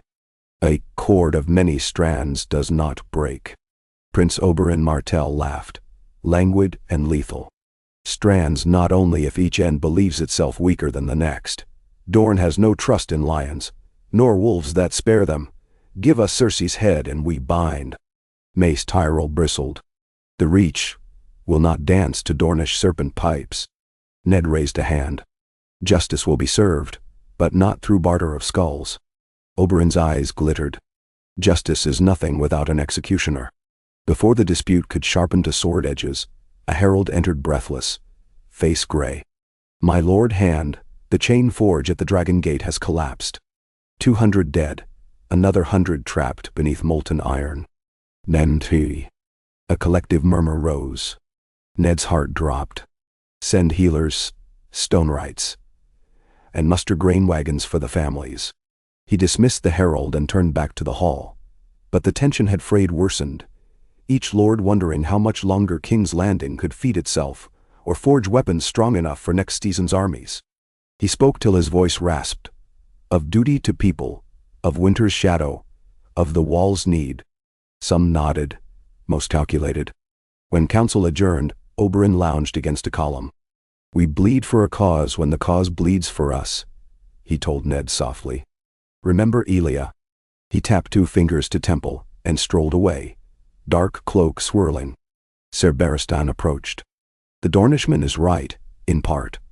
Justice cannot wait endless years. I swore the boy's reign would not begin in slaughter, Ned answered. Yet slaughter waits, Barristan said, whether you open the gate or keep it barred. That night Ned stood alone before the skull of Balerion the Black Dread in the torchlit crypts beneath the Red Keep. Flame danced across cavernous sockets. He remembered Robert's laughter echoing here, the stink of wine and regret. Above, the throne had grown brittle. Below, the dragon kept silent counsel. Ned bowed his head. I am weary, old friend, he told the dead beast. Give me wisdom, or give me rest. But only Torch Crackle replied. When Tywin's host reached the twins, Frey banners still flew. But no trumpets greeted them. The first vanguard found the causeway drowned beneath sudden flood. Frey men on the parapets claimed spring tides. Some lion captains suspected sabotage. Tywin sent heralds demanding passage. Lord Walder, from a carved window balcony, pleaded gout and cough and feigned amazement that bridges built for men dared sink. He promised planks replaced by noon. Noon came, planks slipped into the water. Jaime's patience cracked. We could build rafts of their corpses, he observed. Tywin forbade assault, wasted men, no gain, and turned south along the Green Fork. He lacked provisions for such deviation. Supply wagons lagged miles behind. Still, he marched, grim grace in iron. That same dawn, steel clanged at the Crossroads Inn, where Robb Stark's outriders ambushed a vanguard column of Frey cavalry. Grey wind led the charge, silent as ghost fire. Sinking teeth in steeds. Riders tumbled. Arrows sang through morning fog. The king in the north drove through, sword red to the guard, and left the survivors hobbling. He rode to his war camp outside Harrenhal's blackened stones. Scouts reported Tywin's path. Robb convened his council. Greatjon's booming voice, Karstark's icy fury, Galbart Glover's tactical mind. If Tywin means to relieve King's Landing, Robb said, we strike his flank south of the God's Eye, secure the fords, make the old lions starve on the road. Galbart sketched in dirt. A wolf's head pincer. Greyjohn roared assent. Karstark eyed the plan and grunted. Send word to my mother, Robb ordered. And to Lord Stark. He caught himself. The title felt strange. Right Father the North rides. Messages crossed like swords in flight. In King's Landing, Ned read Robb's letter and closed his eyes. He could not call his son back. Duty bound Robb as tightly as chains. Yet he dreaded what battles lay between them and any dawn. He penned reply urging caution. Alliance with Blackfish, safe passage for civilians. He sealed it with wax the color of frozen wildfire, half expecting storm or arrow to silence it. Word also came from Dragonstone. Stannis accepted the post of hand provided that Tommen's legitimacy be debated in council by the High Septon before season's end. He demanded trial of Cersei by Faith Militant. Ned agreed to the hearing but refused to yield Cersei until Tywin disarmed. Ravens flew back through salt storms. In the Sept of Baelor, Cersei in velvet chains glared as she heard. You would drag me before starry-eyed bigots, she snarled at Ned. My father will raise these stones. Your father raises armies. I raise the realm, Ned said. Pray one of us succeeds before winter. She spat at his boots. 2 gold cloaks escorted her away, but the venom in her eyes lingered, bright as wildfire in shadows. Stannis Baratheon brooded in Dragonstone's chamber of the painted table. The great carved map glimmered with blood-colored candlelight. Davos stood opposite, missing fingers drumming on hilt. A king becomes a hand, he said gently. Some will call it surrender. Some call it duty, Stannis answered. I will serve the realm, but I will see the Lannister woman answer for her crimes. His jaw worked as though chewing stone. I will sail once ships are refitted. Melisandre approached, red shadow trembling. The Lord of Light showed me a dire wolf standing before a lamb clothed in golden lions. The wolf bled from a spear of ice. She touched the table at the image of Winterfell. The great other gathers, my king. Davos stiffened. White walkers? Call them what you will, she said. Night in living form. Stannis measured her, and then the Onion Knight. Fetch Jon Snow, he commanded. If the wall falls, crowns matter not. On a wind-lashed hill overlooking the weeping water, Jon and Corran watched columns of wildlings stream south. Mammoths trampled ice. Giants shouted in guttural tongue, and among them spears glittered like broken teeth. Corran turned his weather-seamed face. Ride east to the Shadow Tower, he told Jon. Warn them. I said I would find Mance. You will, after you bring word. That is the Lord Commander's order. Jon gripped the old ranger's forearm and slipped to his horse. Beneath the white roar of wind he thought of leaves red as blood falling over Godswood pools, and of Arya's fearless grin. He bent low and spurred south. 3 leagues later, he saw their shadows. Cold, pale forms melting from firs. Not wildlings. The first shaft whispered past his ear and buried in bark. Another took his horse in the chest. The beast screamed, crashed. Jon rolled free, drawing Longclaw. Out of scrim came shapes armored in ice, eyes blue as mountain dawn. He swung, steel clanging against frost-forged blades that did not shatter. Ghost hurled into one, teeth slashing crystalline forearm. Jon's next blow cleaved its neck. The creature burst in shards that melted slower than snow. But others closed, taller, silent. He backed to the fallen horse, seeking purchase on slick ground. Then hooves thundered. A rangy bay burst from the dark, ridden by a slim figure in patchwork cloak. Ygritte. She drew bow and loosed. A flaming arrow lodged in the eye socket of one spectre, explosion of steam and ice. She wheeled close, leaned down. You owe me life, Crow. Take my hand. Jon hesitated half a heartbeat, then caught her wrist and vaulted behind the saddle. They galloped away as the dead shrieked disappointment into storm. In Pentos, Daenerys accepted Illyrio's hospitality by night and by day, drilled her host. Jorah set unsullied spear formations on the beaches. Grey Worm barked commands. Dothraki galloped in wide circles beyond. Dragons hunted gulls over pale green sea. News reached them on perfumed barges. Renly dead, Tommen crowned, Tywin marching, winter's ghosts stirring. Barristan Selmy, exiled by oath yet loyal still, arrived in secret. He knelt before Dany in Illyria's marble courtyard. "My queen," he said, white beard gleaming, "I have failed to protect one realm. Let me redeem the next." Dany raised him. "Rise, Lord Commander of my Queen's Guard." Barristan's eyes shone. He pressed fist to breast. "When you cross, the North may bend knee. Lord Eddard Stark is an honest man. Honesty dies in war, Yura warned." "Not always," Barristan said quietly. "Elsie, why do we still speak of knights?" Daenerys glanced toward the horizon. Thunderheads loomed westward like a wall. She imagined her dragons wheeling above a field of banners. Stag, lion, trout, direwolf, and wondered which would burn first. Back in the capital, plague joined war. The chain-forged catastrophe spewed toxic vapors. Men took ill. Pustules blooming black. Tongues swelling. Pycelle named it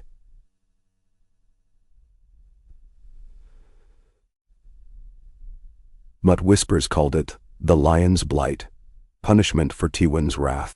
Septons rang bells soaked in rosewater. Healers bled victims. Pyromancers burned bodies in green pyres that threw sparks across rooftops. Ned ordered quarantine near the Dragon Gate. Bread and water carts rolled in under guard. No one came out. Still, the city endured. Marguerite rode daily through markets, veil drawn but eyes bright, scattering copper stars. Small folk blessed her, and her name carried on every smoky hearth. The Rose of Hope. In slums, red priests lit braziers, chanting for Elor's protection. In the Great Sept, the new High Septon washed a beggar's feet and prayed. Within the Red Keep, Arya trained with Sandor Clegane beneath barrels of rainwater. Sansa stitched banners in an airy chamber. Each needle thrust a prayer for Robb. The sisters seldom spoke, yet felt each other's heartbeats in stone walls. One night Sansa found Arya perched outside a slit window, wind whipping her short hair. "Will father win?" Sansa asked. "He's not fighting to win," Arya answered without turning. "He's fighting to stop losing." The words, heavy as chainmail, settled in Sansa's chest. She resumed sewing, but that night dreamed of a direwolf snarling before a lamb, while shadows of lions licked closer. At Bitterbridge, Robb united with Brynden and a host of outraged riverlords. They marched in torrential rain, banners sodden but hearts hammered steel. Scouts reported Tywin, stalled near Harrentown. Supply lines harassed by Manderly cogs that crept upriver dropping pots of burning pitch. Robb convened war council in a half-collapsed sept, rain drumming on mossy stones. "We strike tonight," he said. "Bolton's cavalry circle the God's Eye shore. Grey Wind leads the charge. Free riders will set the Lion's wagons afire. Men are one day." Mage Mormont cracked knuckles. What a phrase. Their levies quail behind Tywin's spear line. If they fight, we cut them down. If they throw banners, we take hostages. He looked each captain in eye. War ends no faster than blades bite. Bite now. The thunderstorm cloaked their approach. Grey Wind howled once, then chaos. Stark axes fell upon rain-slick armor. Horses screamed. Fires leapt along wagon train, oil-soaked tarps exploding. Tywin's reserves rushed to save provisions. Robb's pincer crashed their flank. In the melee Jaime spied Robb across churned mud and charged. Steel met steel. Jaime's laughter echoed, a bright clash against rain. Robb grimaced. Red wind of exertion, parried, riposted. Thunder drowned curses. Then Greyjohn barreled between, axe hewing. Jaime reeled, helm ringing. Robb slashed an opened gilded gorget. Blood spurted. Jaime cursed, flung sword to parry another stroke and stumbled. He might have died there, but Frey cavalry rode in confusion, some hacking at wolves, others turning reins. A horn sounded retreat. Grey Wind lunged, jaws snapping air as Jaime vaulted onto a fresh mount and fled into the storm. By dawn, Tywin's army limped south, wagons smoking, 500 dead strewn across fields. Robb counted his own fallen, 200 among them Karstark's son Torrhen, killed by Frey arrow. Lord Karstark's wail rose like a direwolf mourning its mate. He glared at Robb, murder glinting. "Blood for blood," he hissed. Robb clasped forearm. "You shall have justice." Karstark stalked away, but his shadow lingered. With Tywin bloodied, Ned moved, forged letters into final commands. One to Tywin: yield Cersei's trial, swear fealty, disband armies. Another to each lord: muster for relief of the wall. He would ride north himself, leaving Ser Barristan to guard Tommen and the capital, while Margaery governed Bread. The small council protested. Too dangerous, the hand-abandoning seat. Ned answered, "If the wall falls, seats matter not." That eve Arya burst into his solar, cheeks flushed. "Take me with you." Ned knelt, brushing hair from her eyes. "I need you here, to keep Sansa safe, to watch the Vipers. I can fight. Yes, but you can also see, and seeing is half of winning. Be my eyes in this court." He pressed the little blade, cat's paw's Valyrian dagger, into her palm. "Use it only if dire need." She nodded, fierce and small. Ned hugged her tight. Sansa came at dawn, tears on lashes. "Father, come home," she whispered. "When winter ends," he promised, "I will." As Ned's column trotted across the muddy courtyard, the direwolf banner snapping wet, Margaery, Barristan, and Pycelle stood above the gatehouse. Bells tolled farewell. Arya watched from shadows, hand to dagger. Sansa stood in sunlight, silent as carved ice. Beyond the city, Ned's troop joined a train of Northmen and river lords, bound for Moat Cailin. 2,000 spears, 300 mounted, provisions enough for a moon. He set pace steady but hard. Ravens raced ahead. At dusk around their fires, men spoke of giants, wights, dragons aloft. Ned listened. The world, he sensed, was unmaking and remaking itself like steel in a forge, hammered by unknown hands. At Dragonstone, Stannis boarded the galley King's Mercy with Davos at his side. Melisandre raised a torch. Red flame flared against black-sailed mast. "Lightbringer will show the way," she proclaimed. Davos followed Stannis below decks, passing barrels of grain, casks of wine, bundles of dragonglass, knives. "A gift from the Shadowbinder," Stannis said, finger brushing volcanic black blades. Davos touched one. Shiver running. "You mean to fight demons?" "I mean to fight dead things," Stannis answered. "If Stark speaks truth, we sail north first." "And the Lannisters?" "Men's wars wait. Night's war will not." Bah! Davos prayed that steel, not fire, guided his lord this time. In Pentos, Daenerys mounted Drogon before dawn and rode the currents above sleepy tiled roofs. Below, unsullied columns marched to the harbor. Ships rocked under fresh sail, the ripped kraken of pike, the three-headed dragon newly stitched crimson on black. Illyria watched, rings gleaming, and sighed. "Westeros will drown in queens someday," he told Barristan. "It has drowned in worse," Barristan replied. They boarded as gulls cried, and the sea turned green gold. Across decks, Dothraki tied talismans of horsehair. Unsullied set shields in racks. Dany circled once overhead, the great shadow of Drogon sliding across waves, and thought of red doors and lemon trees, and the iron thrones rumored feel cold and cutting.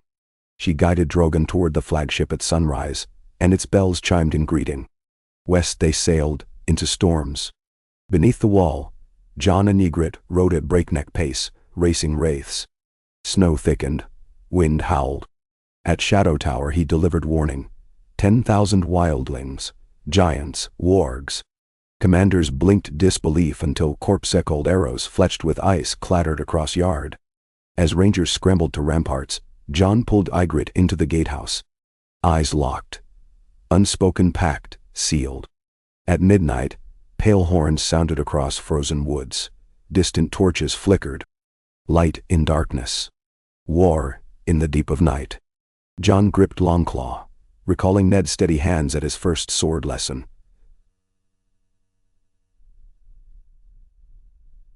Swift. Sure. Silent. The wall groaned. Ghost snarled at unseen shadows. Atop a burnt hill on the Mander's bank, Tywin Lannister received tidings. Robb had struck, Jaime wounded, supply train lost, Frey's unreliable. His mailed hand tightened on a blood-splattered map. "Do? Send emissary to Lord Frey," he ordered. "Remind him oathbreakers die screaming." Kevin cleared throat. "If the wolf offers him daughters, then offer him queens." Tywin's eyes gleamed. "Cersei may rot in their dungeon, but I still hold a king's mother, and I hold her twins." He looked west, where sunset bled. "If Frey won't fight, I'll make him." In King's Landing, a single star clawed free of gray clouds. The Knight's Lantern, sailors called it, harbinger of change. Oberyn stood on a balcony dripping wine onto streets far below, shaping droplets into rubies. Marguerite joined him, fingers laced before gown. "Each man plays pieces across the board," he said without greeting. "But the pieces have knives." Marguerite inclined head. "So we watch the players bleed." "Will you bleed?" he asked. "If the realm needs." Her smile flashed. "Quicksilver. But I prefer others do it for me." Oberyn toasted the star. "To knives, then." They drank as distant bells tolled midnight. Ned's host reached the neck as crows screamed overhead. Reed sighed among marsh. Howland Reed met him at Greywater Watch, shifting tower rising from misty water like ghost. The two men clasped arms, tears not far. "Winter walks south," Howland said. "Ghosts ride the winds. My children see visions." They saw the fall of the wall. "Not yet. But they dream of ice dragons." Ned's breath clouded. "I go to hold the northern road. You keep these swamps."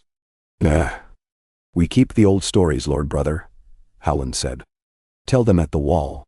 When Ned rode on, the frog spears of the Crannogmen vanished like reeds in wind. Winterfell's gates yawned wide when ravens brought word. Robb struck Tywin, Ned rides north, Stannis sails for the wall. Dragons cross. Maester Luwin trembled over cracked cylinder, ink blotting like spilled night. Bran sat in his wheeled chair, eyes pale windows. "The pieces converge," he whispered. "But the board is broken." Beside him, Hodor hummed, uneasy. That night Bran dreamed of the three-eyed crow atop a weirwood of bone. It said, "Fly." He awoke to flurry out the window and the distant howl of a wolf that was both ally and terror. He shivered. Catelyn rode with the Blackfish to Maidenpool, where Tully's sails massed. But news crashed like breakers. Tywin pivoted east, aiming to seize the Roserad and choke King's Landing. Catelyn dispatched riders south, hearts in mouths. The siege would tighten about Tommen's fragile crown. Her daughters might starve before steel reached them. She turned to Brynden. "We cut him off," she declared. "Gallant men die, but children live." Brynden saluted. "The Blackfish swims only forward." On a moonless night, the banked hearth in Cersei's cell flared green. She knelt before a figure formed of flickering light, mouth curling in adoration and dread. The figure's voice was soft as silk, drawn across steel. "Your chains break soon," it promised. She touched the iron ring around her wrist. "How?" "Blood answers blood," the shade murmured. "A red wedding feast of wolves and trout." Cersei smiled like winter dawn. Somewhere beyond, a violin began to play. Stray minstrel practicing, or specter. She closed her eyes and dreamed of rain turning red. Thus the game sprawled across kingdoms. Deery wolves and lions bled in rain-drowned fields. Stags sought forgiveness in frozen north. Roses fed hungry mouths. Vipers coiled in shadow. Dragons rode storm-racked skies. And beyond the wall, ice marched silent. Off every hearth and campsite men whispered of portents. The Knight's Lantern, the Lion's Blight, the Winged Shadow, and waited for dawn or doom. Ned Stark reached Queenscrown when the first white snow of winter kissed his cloak. Above the village, the watchtower's beacon guttered. He dismounted, surveyed clouds pregnant with storm. Behind him stretched the realm he had tried to mend, ahead the guardians he must bolster. Somewhere deep inside, the old gods stirred in their ancient tongues, reminding him that men were but breaths upon endless wind. He looked south once, toward the distant capital where his daughters waited, then north where a sky as black as memory loomed. Ride, he told his men, and their horses broke the hushed snow. In the hush before sunrise, Ned imagined he heard the last crack of summer ice giving way, the tremor of a world about to change its skin. Somewhere far across the frozen forest, wolves howled, dragons cried, and the wind itself seemed to whisper one word, over and over, a name that was prophecy and warning both. Winter. K. Bundy. End of shy.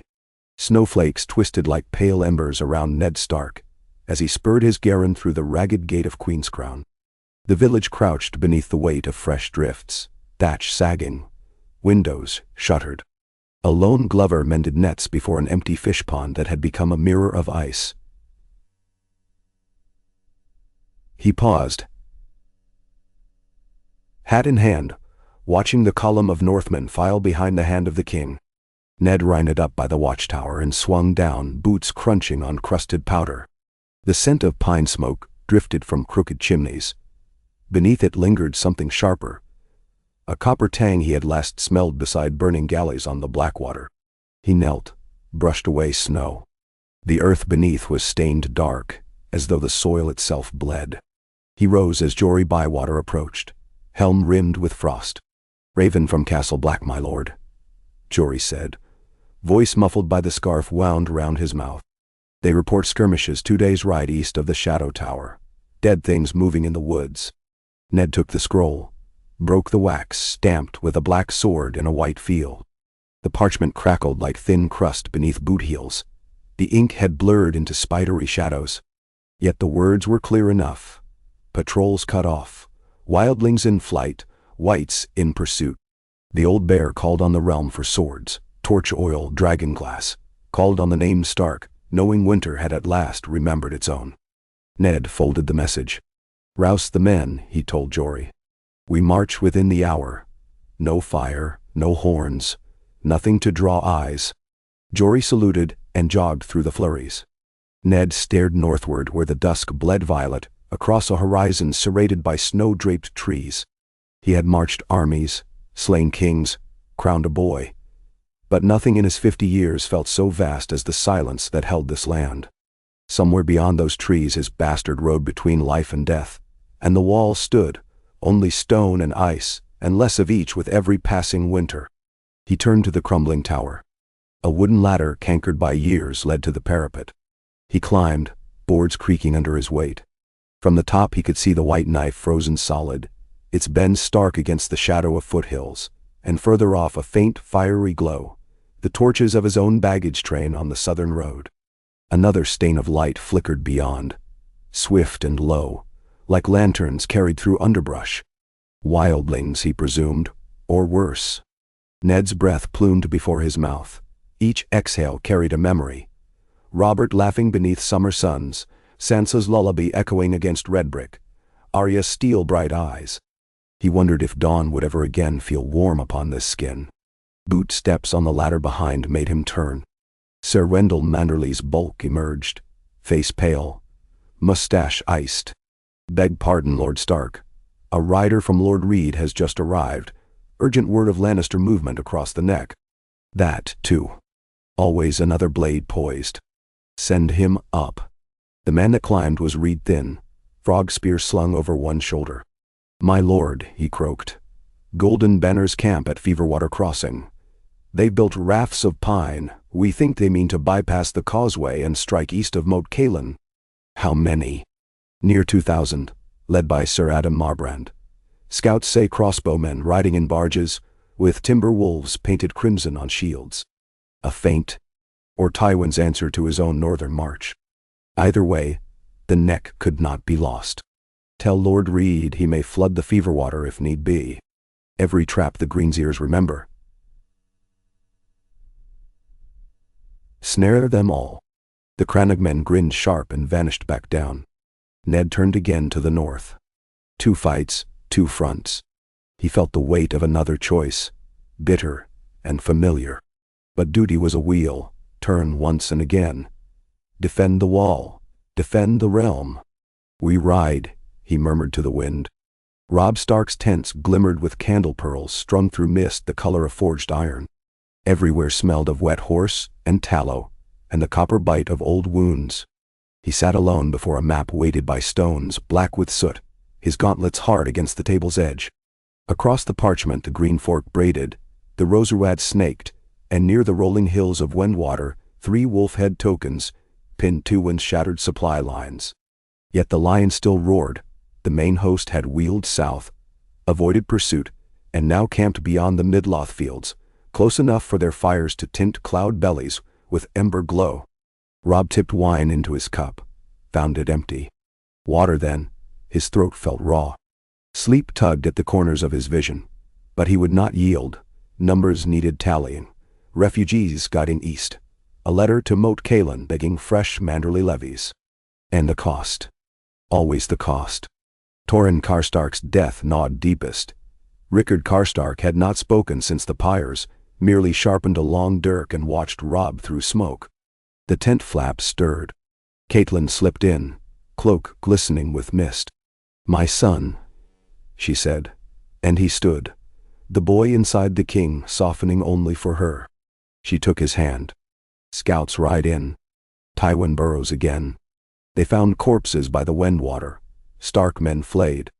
Ender. A chill, deeper than spring rain lanced Robb's spine. Bolton. No. Frey quarrels by the wounds. Someone staked the skins in the trees. Robb's grip tightened on his mother's fingers. Karstark said blood for blood. He meant Frey. Caitlin closed her eyes. "We drag chains of vengeance behind every banner. You must break them or be dragged aside." "Break them with what?" "Oaths." His voice cracked. "Oaths are parchment." Her gaze was steady, blue as leaf-veined ice. "No, with mercy, and teeth behind it. Right, Lord Karstark. Give him the Frey responsible if proof is sure. But are the innocents or the river runs red a generation?" She exhaled. "And remember your sisters." He looked away, through canvas to distant storm, then nodded. "I will judge at dawn." And dawn was only hours away. Tywin Lannister conferred by lamplight in a farmhouse that reeked of pigs. Jaime reclined on a hay bale, pale where a sword had grazed his neck. Kevin paced measuring steps. Outside rain ticked on thatch, the sound of steady coin on a counting table.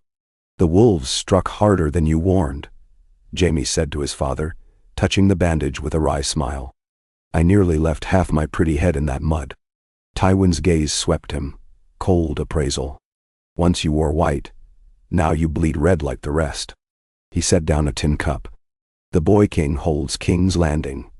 The North bleeds us here, and dragons sail upon Essosi winds. We require allies." Kevin paused. "Walder Frey sits silent. Riverrun joins the wolves. The Vale stays shut. Dorne demands Cersei's head." He shook his head. "Who remains?" Tywin drew a parchment from his cloak, crisp, smelling faintly of cedar. "The Iron Islands." Jaime laughed, then coughed. "Balon Greyjoy? He sacked Lannisport once, and has long wished to again," Tywin replied. "But Balon covets crowns for his blood. Offer him a crown of green lands while we secure gold. The North cannot fight us and Krakens both." Kevin frowned. "You would sell the Riverlands coast?" "I would sell my beard to keep my head," Tywin said. "Send ravens to Pike, lands east of Seaguard, salt tolls from Fairmarket, titles for his brood." He looked at Jaime. "And if the Starks cross path with Ironborn, they will remember who let the wolves starve beneath winter waves." The younger Lannister flipped his golden hair. "And when all debts come due," Tywin's mouth curved like a drawn bow, "a lion always pays." Salt spray stung Daenerys's cheeks as the Balerian's bow carved the sunset sea. Storm clouds stacked above the horizon like black fortresses. Lightning blossomed within their wombs. Yet the Dragon Queen stood fearless. silver hair flying. Drogon rode the wind overhead, a smear of shadow between churning heavens and ink-black water. Jorah joined her at the rail. "Stormbreak reefs in 2 hours," he shouted over wind. "If we keep course, we reach Dragonstone in 10 days. Dragonstone. She breathed, tasting the name. Home of my fathers, and Stannis Baratheon's shell. Will he kneel or fight? Stannis kneels to iron, not flesh, Jorah said. But he rides north, they say. The wall summons kings and peasants. Then Dragonstone is empty. Yes, though not unguarded. Garrisoned by sell sails loyal only to coin. Dany's eyes kindled. Let us spend. She turned. Grey Worm waited at attention, armor lacquered black. Rouse the unsullied. At first light we land on Driftmark. From there we take the island by fire and blood. Jorah watched the lightning halo cross her hair, and wondered if any force on earth could chain this woman now, or whether every chain would melt to glowing slag at her feet. Melisandre knelt upon the king's Mercy's forecastle, robes clinging, ruby throbbing with each pulse of her heart. The sea was calm here, too calm. She could taste the wrongness like vinegar. Her visions stuttered. First a wolf crowned with frost, then a shadow with lion's teeth, then a girl with a face half light, half darkness, holding a dagger of night. Above all loomed a wall of ice, as high as the clouds and as fragile as breath before a storm. Behind her, Stannis approached. "What do you see?" he asked, voice harsher for salt wind. "Truths," she replied, each more perilous than the last.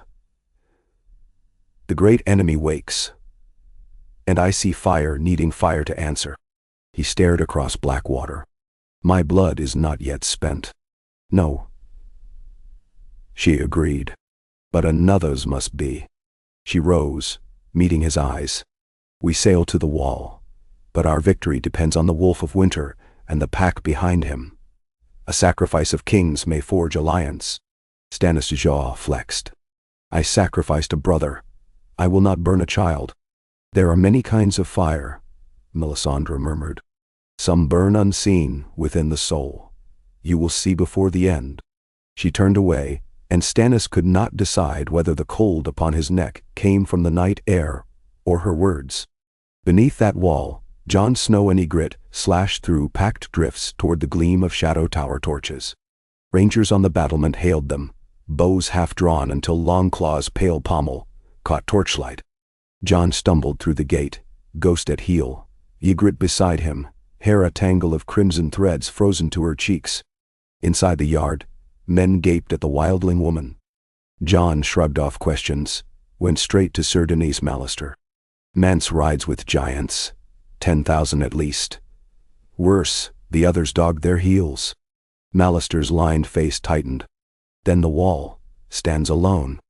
Not alone, Jon said.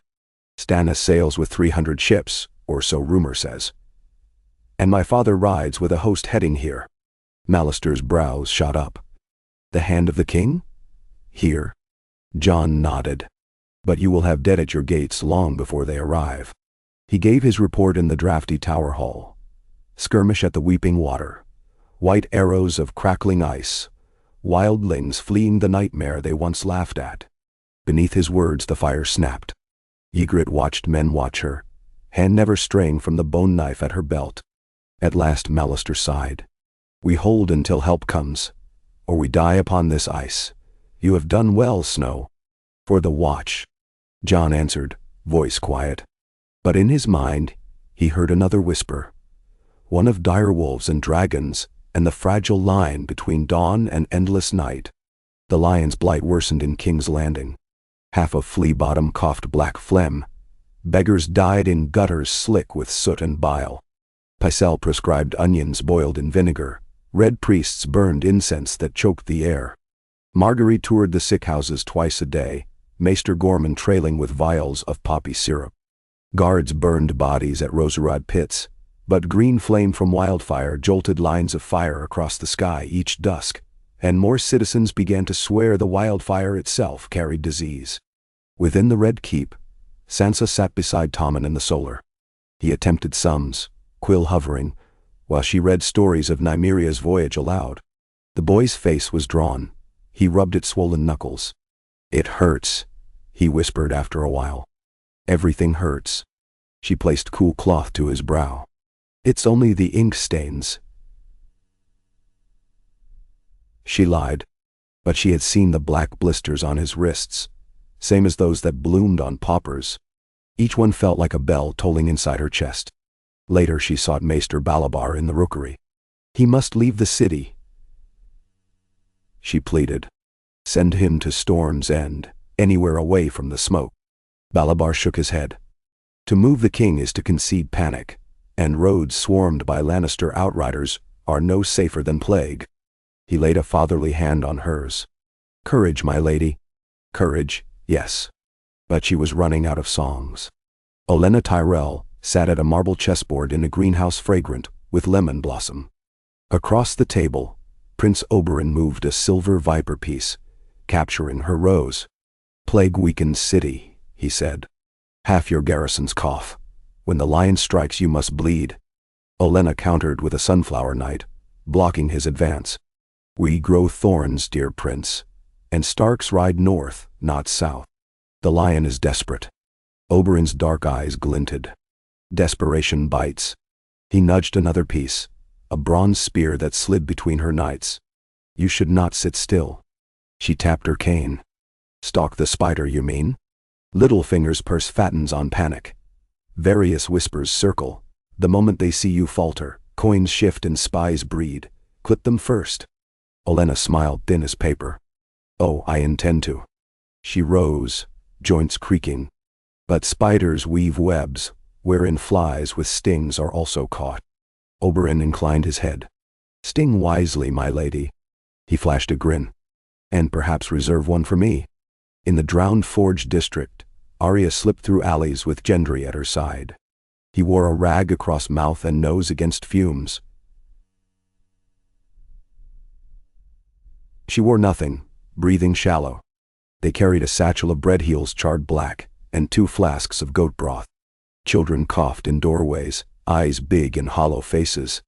Arya handed out bread until bag was light. A boy of 6 tugged her sleeve. "You lady of flowers?" he wheezed. "Do I look it?" She smirked. "I'm Needle." She passed him the last crust. He bowed awkwardly, runny nose streaking soot. Gendry nudged her. "We'll catch the blight ourselves. We're strong." She pushed hair from her eyes. "Stronger than people who send others to bleed." Gendry half smiled. He had taken to calling her Lady, half jest, half truth. She punched his arm. He winced. She felt guilty, then furious at feeling guilty. Arya of Winterfell, Arya underfoot, the girl of many masks, but which face was hers now? She drew Catspaw's Valyrian dagger and studied the smoky reflection. The city behind her congealed like fog that refused to lift. Somewhere in that maze Cersei plotted, Tyrell schemed, and Littlefinger flicked unseen strings. All she had was steel. Sometimes steel was enough. Ned's column emerged from the pines 5 leagues south of the wall, to a scene from Haunted Tale. Dead horses half buried in snow, wildling refugees huddled at watchfires, children crying with hollow voices. A hollow-cheeked woman clutched Ned's cloak as he walked the line. Pale shadows came. She sobbed. They cut Herkin's head. There was no blood, only ice. Ned pressed spare gloves into her hand, gave orders for broth. Atop the wall's shadow, horns sounded 3 times. Never good. His men shivered. Some crossed themselves. Ned mounted, rode hard through drifting banks to the King's Road gate, where Jorah Mormont awaited, face etched by cold. "You've come north," the old bear growled by way of greeting. "And brought what men I could." Ned swung down. Joints ached. Rations, pitch, dragonglass from Dragonstow's old mines. Mormont's eyes brightened at that. "Good. We'll need every shard." They met in the cramped solar. Jon Snow, gaunt and wind-flayed, stood beside Corran Halfhand and Dolorous ADD. Ravens croaked in cages. Candles flickered violently. Ned embraced his son. John stiffened, then clung. They spoke without words of wounds and snow and dreams of wolves beneath the skin. Mormont unrolled crude maps. Mansa's host camps here. Others creep behind. We cannot hold the wall if the castles are isolated. Then we strike before they test the gates, Ned said. He studied terrain. Ice ravines, frozen rivers. 3 columns. One rides east along ridge, burning dead. One harasses wildling foragers. The third reinforces Shadow Tower. We buy knights, not victory. Stannis sails, John added. And the dragons come. Ned nodded slowly. Then we buy knights enough for them to arrive. Outside the wind screamed like a dying direwolf. On Pike, Balon Greyjoy stood atop Sea Dragon Tower, stormlash spraying his face. Below, the great pyres of his longships cast orange on black tide. A raven bearing Lannister colors flapped overhead. The maester waited behind, scroll in hand. Balon read, eyes glittering. The lion offers fish, he murmured. Yara Greyjoy, lean and salt-scented, laughed behind him. Fish rots fast, father, but land endures. Balon crushed the parchment. Send reply. We raid Seaguard at moon's turn. The Riverlands will feel kraken claws. Then showers. Yara sobered. And the north. Turn claws north as well. Balon's smile was cruel. The wolf hides behind ice, but ships fear no snow. At Harrenhal's blasted yard, Roose Bolton parleyed with Lord Karstark beneath a canopy of skins.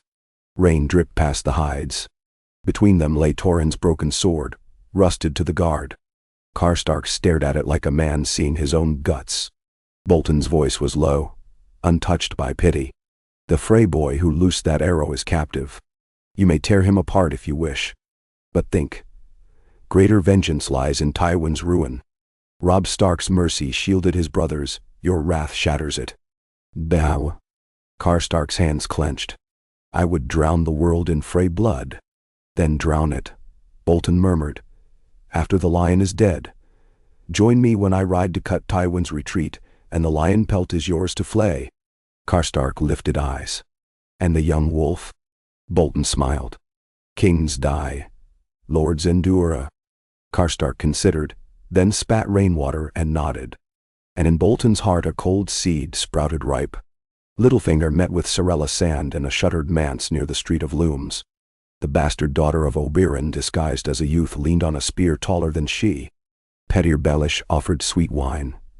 She declined. I have a message from the Viper, she said. He wonders when your spider webs catch a lion. Petyr's smile never reached his eyes. Tell your father a lion in hand buys more venom than 10 in bushes. And if the lion eats the hand first? Petyr tapped the dice cup before him. Then the snake bites the lion's belly while it gorges. Sarella studied him. Oberyn asked something else. Where is Sandor Clegane? Ah. Baelish poured himself wine. Training Lady Arya. Last I heard. Why? She owes a hound a promise. Baelish chuckled. Promises are where power lives, until they're broken. When she left, Petyr turned a ring thrice on his finger. The game tightened. Chaos thickened. He savored the taste. Somewhere, far below, bells tolled for fresh plague dead. 2 nights later, Margaery convened secret council in a tiled garden heavy with moonflowers. Present, Sir Garland, Lady Olenna, Brienne of Tarth, and, unexpected, Varys robed in dove grey. Candles under colored glass made jewels on their faces. My king fades, Margaery said, voice hushed. Black blisters spread. Maesters can do nothing. Varys folded plump hands. Blisters spread through water pipes carrying ash residue. If one closes the sluice gates, the plague slows. Close gates and the city riots, Garland warned. Olenna rapped Cain. Let them riot. Better fists than death. Margaery looked at Varys. We shut pipes, but what of Tywin? He bowed. A starving army cannot press siege. My little birds tell of wolves snapping at lion wagons. Strengthen harbor chains. If lions come by sea, wildfire still waits. End. Brienne cleared her throat. The Queen Mother plots escape. I saw her maid smuggling letters. Marguerite's eyes hardened. Intercept every message. If Cersei flees, Tywin claims cause. She exhaled, shoulders trembling. We hold. Somehow, we hold. The candles flickered. Wind carried distant screams. Varys vanished as quietly as he came, leaving the scent of lilac, like a perfumed promise of treachery yet to bloom. Jon Snow descended the wall on the eastern winch lift, flurries riding the night. Halfhand stood beside an iron brazier, frost on mustache. Your father's plan is madness, Corin rasped. But so is watching the dead build ladders from corpses. Jon studied the dark forest. He buys time for Stannis. Then we buy time for him. Corin clapped Jon's shoulder. Pick 10 men you trust, and her. He nodded at Ygritte, waiting by the icicle-stiffened archway. We strike Mance's forage wagons at dawn. Wolves bite flanks while bears gnaw throat. Jon swallowed. And if we meet the others? Run, Corin said. Run and pray our running spares others. The wall of ice is only stone. The wall of men breaks slower. No. Stannis' fleet rounded the Skagos Horn beneath a sky shredded by auroras, green veils, violet ribbons dancing silent. Sailors knelt. Melisandre raised arms toward the lights. Signs, he cried. The sky burns at the coming of Lightbringer. But Davos gazed at the lights and thought them cold as grave candles, not warm. He prayed to any god that would listen that they were wrong.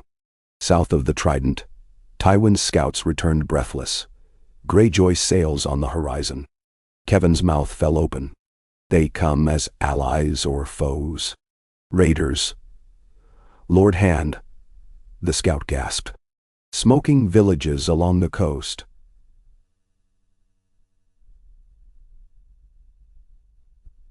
Seaguard ablaze. Jaime laughed wearily. Your new friend devours first course. Tywin's voice was iron. Send ravens. Balon must be reminded of debt. But another scout burst in. Lords Bolton and Karstark strike our rear lines. Wolves and flayed men, side by side. Kevan cursed. Tywin tore his riding glove. Sound retreat, he ordered. Back to the Tumblestone. We regroup at the walls of Lannisport if need be. But King's Landing. Jaime began. We'll stand or fall before we reach it, Tywin finished. A lion survives to breed more lions. Outside, rain began to fall again.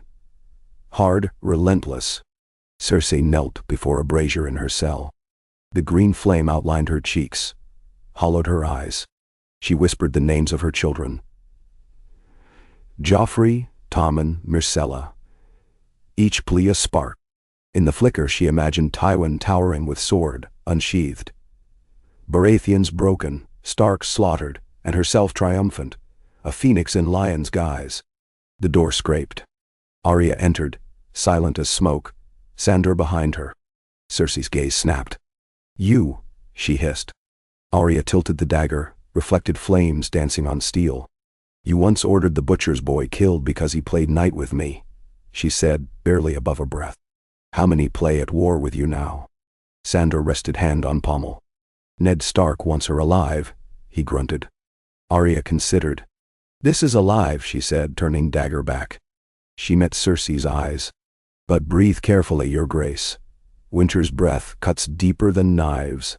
She left, the echo of steel against stone following her.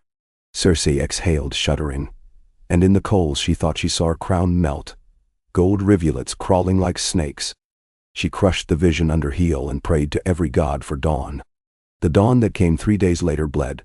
The sky streaked rust-red above Castle Black. Horns blared. Jon and his raiders skidded across drifts, arrows singing overhead. Wildling outrunners broke before them, sleds overturned, mammoth calves bellowing. Yet behind the cacophony another sound rose, cracking ice, a low thunder like glaciers grinding. Jon glanced back. Nightmares walked. Blue-eyed wights poured from tree line, rusty swords. Skeletal reindeer antlers lashed to bleeding hides. Among them strode taller figures cloaked in starlight frost. The White Walkers, blades shimmering like moonlit water. One lifted its hand. Crystals spiraled. A ranger cried and froze solid mid-stride, shattering when he hit snow. "Run!" Corin bellowed. The party sprinted for a narrow canyon where shadowed ravine walls might slow pursuit. John felt ice bite his lungs, stumbled, regained footing. Ygritte loosed flaming arrows. Each white struck erupted in hiss of steam and ash. But the walkers glided untouched. They plunged through the ravine's mouth, just as Jon's father emerged with 30 riders and torches, burning bright. Ned Stark's sword raised. Behind him Karhold's spears formed a hedge, dragonglass tips catching early sun. A White Walker advanced, mirrorblade whistling. Ned met it, ice meeting Valyrian steel. Sparks of blue and silver shot. Ghost leapt, jaws around a White's neck. Jon pitched forward, slashed. Dragonglass bit, the White collapsed into shards. Then a horn blasted from the east, the sea horn of Stannis' ships. Across the distant shore, sails blossomed red-gold in the pale light. Relief washed through the defenders, until the ground beneath trembled. Snow spumed upward. From the forest edge, something immense prowled, a direwolf covered in hoarfrost, eyes burning cerulean. It reared, jaws opening wider than a cart. The walkers halted behind it, as if even they feared. Ned's horse sidestepped. He steadied it. "Jon," he called, "dragonglass to me." Jon tossed pouch. Ned caught, armed Karstark and reed men flanking. The ice wolf charged. Arrows shattered on its hide. It crashed between pines, jaws snapping a horse in half. Men scattered. Jon leapt onto a boulder, swung Longclaw at its muzzle. The blade glanced off, ringing like struck bell. The beast's breath froze his cloak. Then a roar split the air, not the wolf's, but a higher, fiercer cry. A shadow dropped from clouds. Drogon? Black wings spread, talons like scythes. Daenerys Targaryen rode his back, silver hair streaming. Flame spewed, orange turning blue where it met unnatural cold. Fire washed over the ice wolf, cracked across hide. Steam clouds blossomed. The beast howled, staggering, meltwater sluicing fur. Ned seized the moment, plunged a dragonglass spear deep into its chest. A sound like shattering icebergs echoed. The wolf splintered, fragments dissolving to mist. Walkers recoiled. Drogon's fire raked them. Many burst fracturing like glass. The survivors slid back into trees, vanishing. Silence fell, broken only by steaming snow. Drogon landed. Daenerys dismounted. She faced Ned, cloak billowing. "I am Daenerys Stormborn," she said. "Ice must melt before the storm is spent." Ned bowed stiffly. "You saved my men. The realm thanks you." He studied her with a soldier's eye. Dragons, unsullied in the clearing beyond, banners of red and black. Jon approached, face streaked with soot. Father and son exchanged glance, then both looked to Daenerys. "We have common cause," Jon said quietly. She nodded. "And common enemies. Let us speak not of thrones, but of dawn." Far above, the auroras shivered across deepening blue, as though gods stitched new banners upon the heavens. South of the neck, Walder Frey's twins rang with wedding bells. Frey daughters in blue and gray danced with Karstark sons. Bolton men drank Frey wine. A bard tuned harp strings.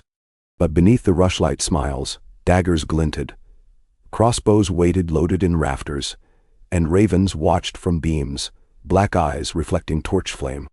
The old man sat in carved chair, thin lips quirking. He raised a cup to Lord Karstark. "Peace between us," he said. Karstark drank, and in Frey's narrowed gaze lay promises written not in vows, but in blood yet unshed. In King's Landing Tommen's fever broke. Maester Balabar wept. Margaery knelt by the bed, kissed the boy's knuckles, whispered thanks to every god. Outside, plague fires dwindled. Sluice gates reopened, water tasting faintly of lemon. Yet beyond the walls, Lannister siege towers rose anew, ironclads hauling through mud, and above them fluttered a fresh banner, a golden lion devouring a white rose. Garland Tyrell saw it from the ramparts and cursed. "He comes." Marguerite joined him, sun bright on her hair. "Then let him either starve or reach the gate," she said. "But we will not surrender." Bells rang, crisp in clear morning. The city braced. Across the sea from those fires, Oberyn Martell met Tyrion Lannister in a Braavosi tavern called the Laughing Lantern. The dwarf wore dark cloak, beard grown. Oberyn sipped sour arbor red. "You seek sellswords," Oberyn observed. "I seek survival," Tyrion replied. "And perhaps a new game board. The Viper can supply both." Oberyn smiled. "If you guide my spear to your sister's heart." Tyrion laughed bitterly. "You overestimate my love for her, yet underestimate your fear." Oberyn leaned forward. "Choose, imp, lion, or viper." Tyrion raised cup, drained it. "If the realm must pick poison, better a viper's quick strike than a lion's endless gnaw." He set cup down. "I will guide." Outside, gulls wheeled over Titan's shadow. The Game of Thrones shifted again. Evening cloaked Queenscrown in violet, when Daenerys and Ned convened war council beneath tattered canopy. Ser Barristan had ridden all night to rejoin his queen. Davos entered with Stannis, salt still crusting cloak. Jon took position near Ghost, while Melisandre lingered at the edge, ruby pulsing. Maps weighed with stones, they spoke. Of ice wolves slain and others regrouping. Of Tywin's retreat and Greyjoy raids. Of plague shrinking. Of Frey intrigues. Dragons circled overhead, their roars distanced thunder. Torches flickered, scattering sparks into falling snow. Stannis pointed to the wall. "We fortify, melt it into glass if need be, but hold until spring." "Spring may not come," Ned warned. "Winter deepens." Daenerys' gaze blazed. "Then we burn the night itself. My dragons will patrol the haunted forest, unsullied guard each castle." Mormont rumbled assent. "A dragon is worth 100 men." Davos nodded toward Jon. "But men still needed. Wildlings may fight if given cause." Jon inhaled. "We open the gate. Let them south to fight beside us." Stannis frowned. "Barbarian horde." "Men," Jon insisted, "fleeing the same enemy. Treat them as such." Silence, then Daenerys. "Agreed. I won a throne freeing slaves. I will not bar freedom here." Ned met Stannis' eyes. "We stand together or fall alone." Stannis scowled, then dipped head. "So be it." Snow commands integration. Melisandre stepped forward. "The prince that was promised stands among us. The flames whisper it." She looked between Jon and Dany, smile opaque. "Yet which one, or both together?" Nobody answered. Outside, frost crept up tent canvas, tracing patterns like runes. In the sky, the night's lantern flared brighter, casting thin green sheen on snowpacks. A sign or omen? Jon shivered despite fire's nearness. Tywin's weary host sighted Lannisport's harbor lights at last. Ziga at King's Landing seemed myth now, overshadowed by kraken claws and wolf teeth.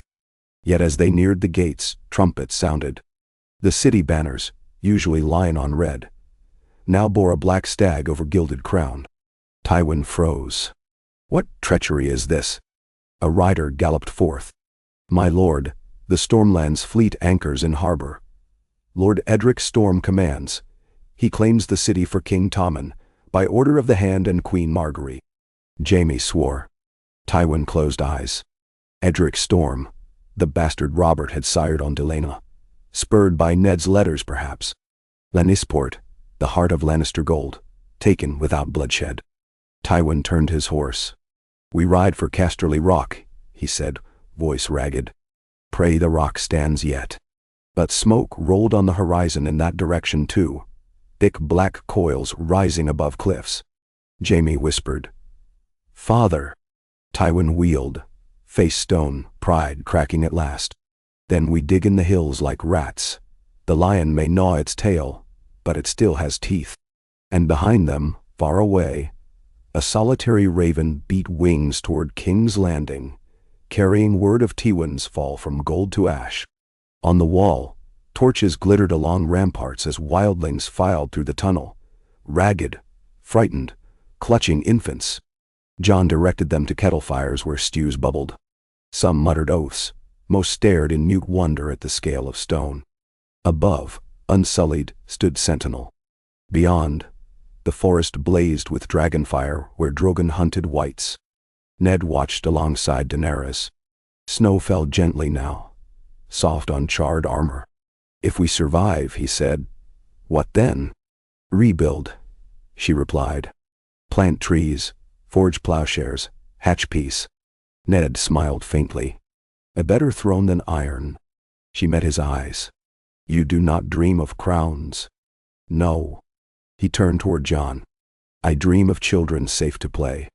Then, after dawn, she said, "Help me make that dream." She extended a hand. Ned clasped it, warmth amid endless cold. In the crypts of Winterfell, Bran Stark entered a trance beneath root-veined ceiling. Ravens perched, silent watchers.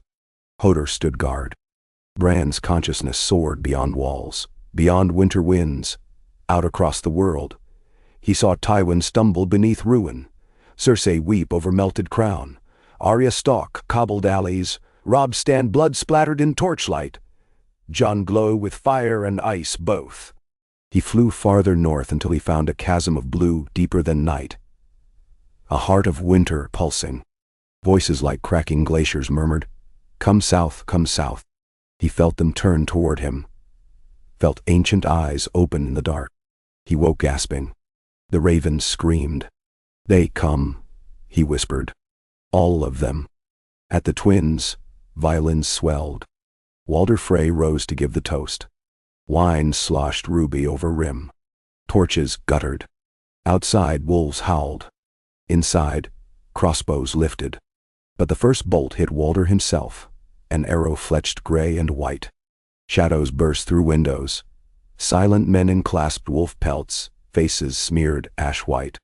They cut strings of violins, slit throats of Frey guards. Lord Karstark, standing with cup raised, froze, eyes wide as blades of memory. Roose Bolton watched, expressionless. A woman in quilted leather strode up the dais, Talhart's widow, thought slain. She pulled Bolt from Walder's neck and whispered, "The North remembers." Blood bubbled on his lips as he sagged. Bolton turned, cloak spinning, slipped out before steel met skin. Outside, his men mounted in the dark. He rode for the king in the north, another scheme blossoming under pale moon. The game quickened. Board pieces blurred, lines redrawn. In King's Landing, plague ebbed, but tension thrummed tight. In Dragonstone, empty halls awaited new queen. At the wall, fire and ice made uneasy pact. And beyond every border, the others gathered strength. Yet within the heart of winter's longest night, a bud of dawn still waited, curled in secrecy. Perhaps it was tucked in Arya's dagger or hidden in Jon's eyes when he looked at Daenerys, or in Bran's visions of green shoots piercing snow. Dawn's shape shifted, but its promise remained. That men of every banner might stand shoulder to shoulder before the dark, and that even blades could heal if wielded in mercy. For now, the night held sway, and the snow kept falling, silent and relentless, covering blood and sorrow, alike in a mantle of cold fire. Yet beneath that quilt, hearts still beat, stubborn and bright, and somewhere among the drifts a lone red flower pushed through, trembling but unbroken, waiting for the warmth no one believed would ever return. Oh. The biting night wind pressed through the watchtower slats of Castle Black, rattling loose shutters like spears along a shield line. Above the courtyard the sky was torn spiderweb thin, torn folds of flame-green aurora, flickering across a vault of black so deep it seemed to swallow all sound. Up on the walls, Crest Ned Stark felt the tremor of it in the old ice underfoot. an unease that ran deeper than chill. Beside him Jon stood wrapped in a cloak bleached white by frost, the edge of the direwolf banner tugging at its lashings in a fitful blast. Far beyond the lantern haze of the watch towers, the haunted forest seethed with red glare, the glow of dragonfire broken now and again by lightning white flashes as blades of dragonglass met the cold flesh of the dead. From down the steps a bell clanged, thin as a cracked spoon striking pottery. A steward came panting, breath silver. The council was assembling. Ned gripped Jon's forearm. "Go on ahead. I need one moment more." His son's eyes, dark and searching, lingered before he turned, snow whispering beneath boot leather. Alone, Ned stared north over the sea of treetops, watching for the cold blue sparks that meant White Walkers moved in file. There were none, only the dim red pulse of wildfire torches marking patrol lines, and black silhouettes of Unsullied on the forest margin, spears bristling. A faint roar rolled on the wind, Drogon sweeping low somewhere unseen. Even with dragons, Unsullied, wildling skirmishers, and the precarious promise of Stannis' fleet standing off the coast, Ned felt outnumbered. The dead were countless and tireless, their masters patient as glaciers. But they bled tonight. That mattered. He laid a hand on the wall's rim, letting the ice sting. Somewhere far below, Catelyn's face hovered behind his eyes. "Hold a little longer, Cat. Hold for dawn." The council convened in the storage cavern hollowed into the ice behind the king's tower, a space thick with steam where braziers hissed. Jon stood against a buttress beside Yrita. Daenerys occupied the head of the rough cedar table, long hair damp with melt and threaded by stray flakes. Barristan Selmy and Missandei flanked her. On her other side, Stannis watched every speaker with Winterwolf wariness. Melisandre hovered near the braziers, ruby alight. Davos clutched parchment beside her like a lifeline.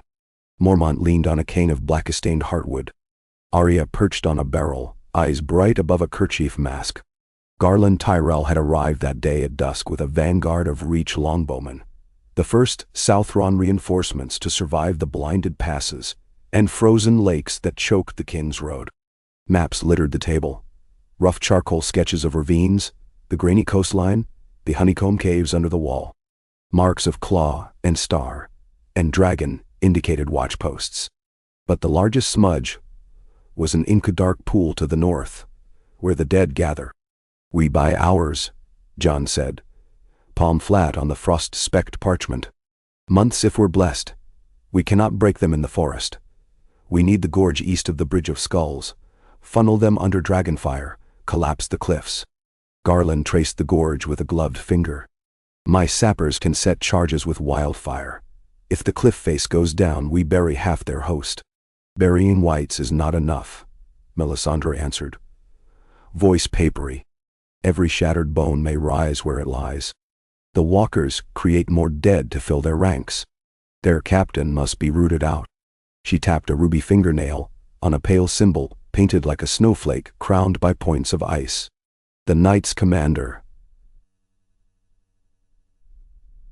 Slay him, and the horde will falter." "And where does he hide?" Daenerys asked. "Where the winter wind is loudest," Melisandre murmured. "The Gorge of Whispers. The great barrow below the Frostfang foothills." Silence pressed against stone vaults. That valley was a full day's march north through ground already contested. The barrow lay behind heavy lines of whites. Stannis folded arms. "We strike at dawn. My vanguard will clear a corridor for the dragons. Once the cliffs collapse, the Unsullied wheel north, open a gap. Lightbringer finds the barrow." Daenerys frowned. "Your sword alone? It will take more." Stannis lifted the blade from his scabbard. Flames danced along its rippled steel, an orange serpent coiling. "Lightbringer is the fire in darkness.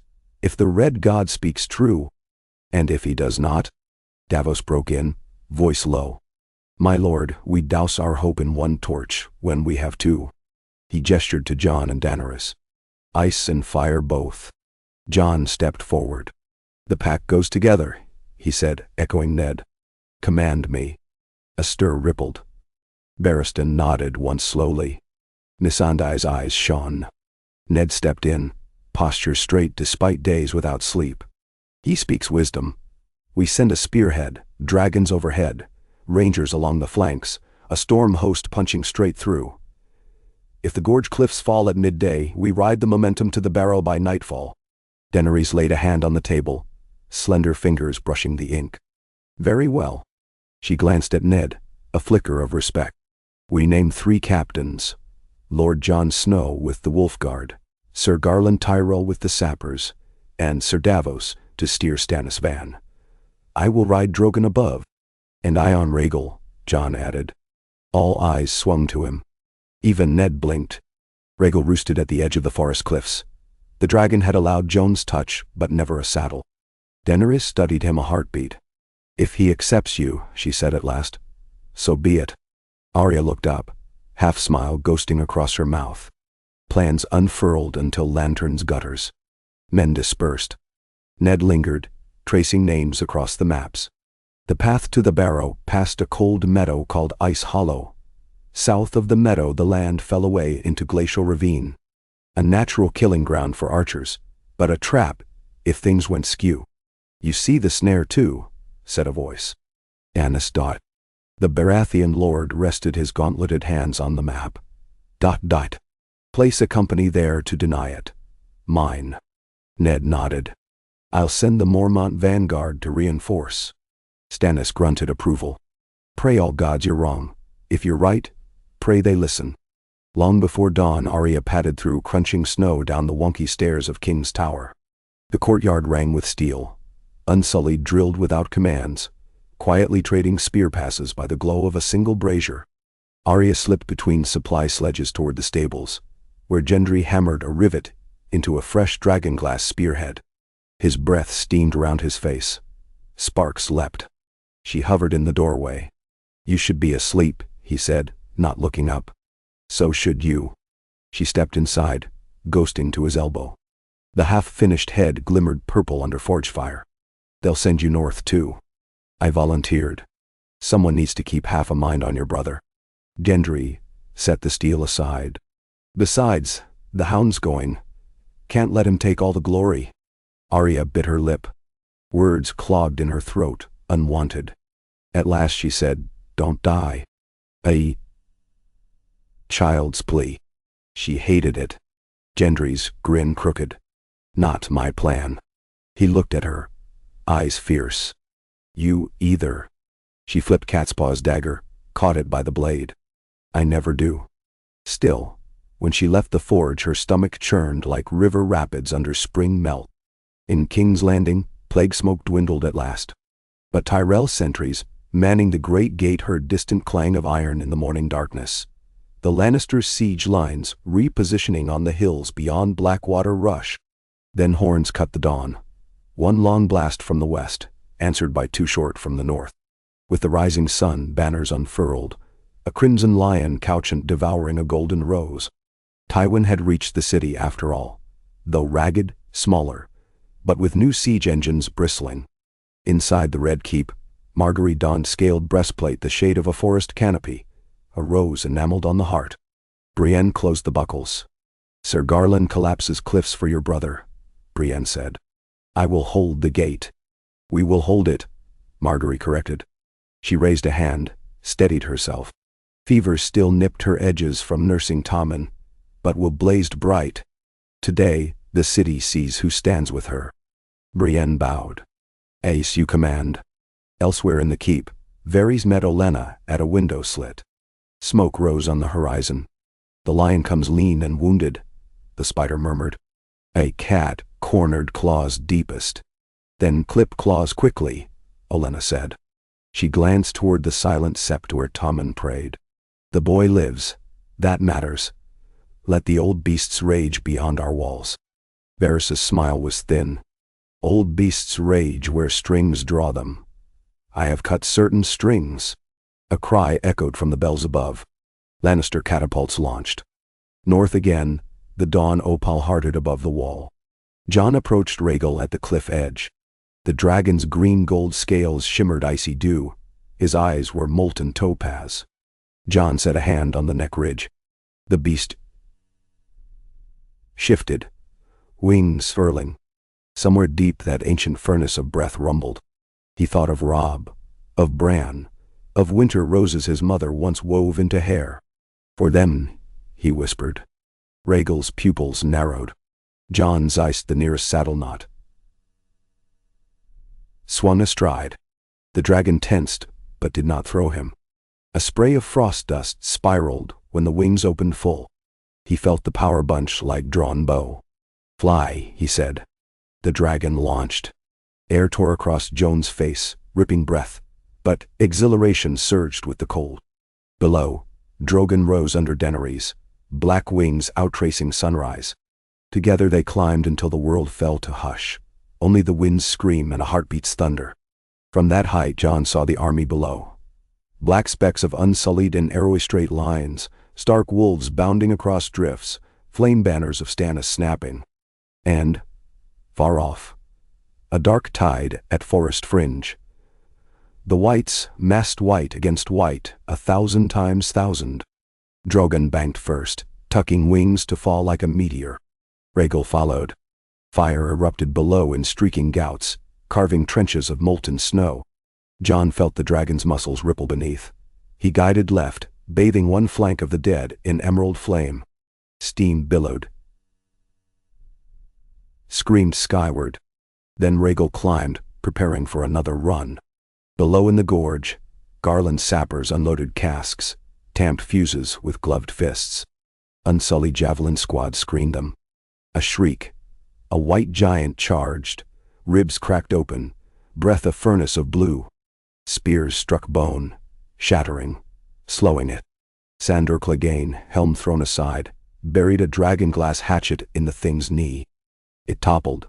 Gendry drove a spear through the skull. The giant burst to shards. Horn blasts. The gorge cliffs primed. Men scrambled back. Drogon swept overhead. Flame-licking fuse lines. With a roar as deep as the earth's heart, the cliff face cracked. Thousands of tons of ice-choked granite let go. Sliding like Thoros' dream of a wine cask kicked from a wagon. In its wake, it dragged forest, whites, even soil. A white avalanche laden with boulders thundered into the valley, burying undead columns in crushing silence. But not all. Out of the dust strode black silhouettes, thin, tall, cloaked in frost. White walkers, unscathed by falling cliffs, blades sparkling. From the rear ranks, Stannis' heavy knights spurred forward. Lightbringer flared as he met the first walker. Their swords clashed, and shock lit the gloom. Lightbringer's flame guttered blue, flickered. Ned, dismounting, hurled a dragonglass shortened spear. Stannis caught, spun, and drove it through the walker's chest. The creature shattered, shards glowing cerulean. More poured forward. At Ned's left Rickard Karstark and Mormont's nephew Jorah, bare each felled to. Still they came. High above, a new sound, a whipping keen.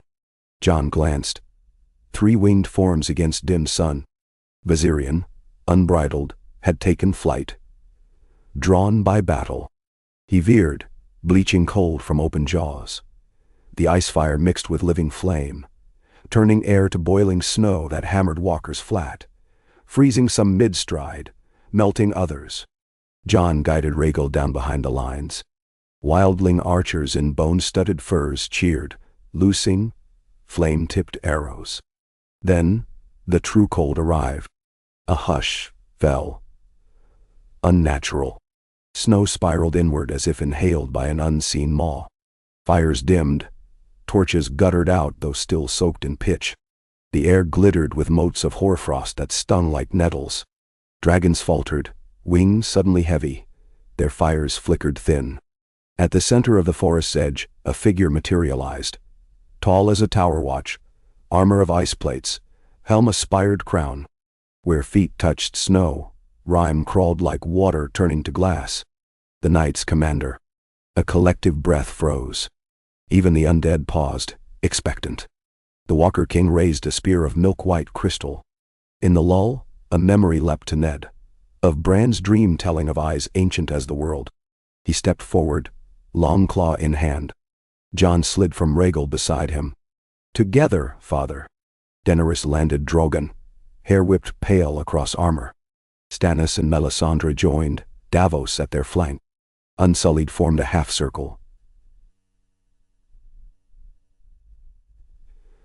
Shields locked. Wildlings took to flanks. Tyrell bowstrings thrummed behind. The Knights' commander advanced, each step cracking snow like glass. Rhaegal hissed. Drogon snarled. But flames sputtered when they exhaled. A hiss of steam, no fire. The king pointed his spear at Daenerys. Frost blossomed across her breastplate. She shivered. The ruby at her throat, the gift Melisandre had given at dawn, glowed faint. Lightbringer flared again. Stannis stepped, blade raised. But before steel met ice, Jon cried out, dragonglass dagger raised high. For the living! He plunged it into the snowy ground at the Walker King's feet. A fissure opened. Spider cracking outward, releasing a plume of amber light. The king staggered, crown of ice fracturing. Ned swung Longclaw, catching thin armor at the joint. The Valyrian edge bit deep. Simultaneously, Drogon loosed all remaining flame. Rhaegal ignited the air. Fire and ice clashed. Steam roared skyward, whipping snow into cyclone.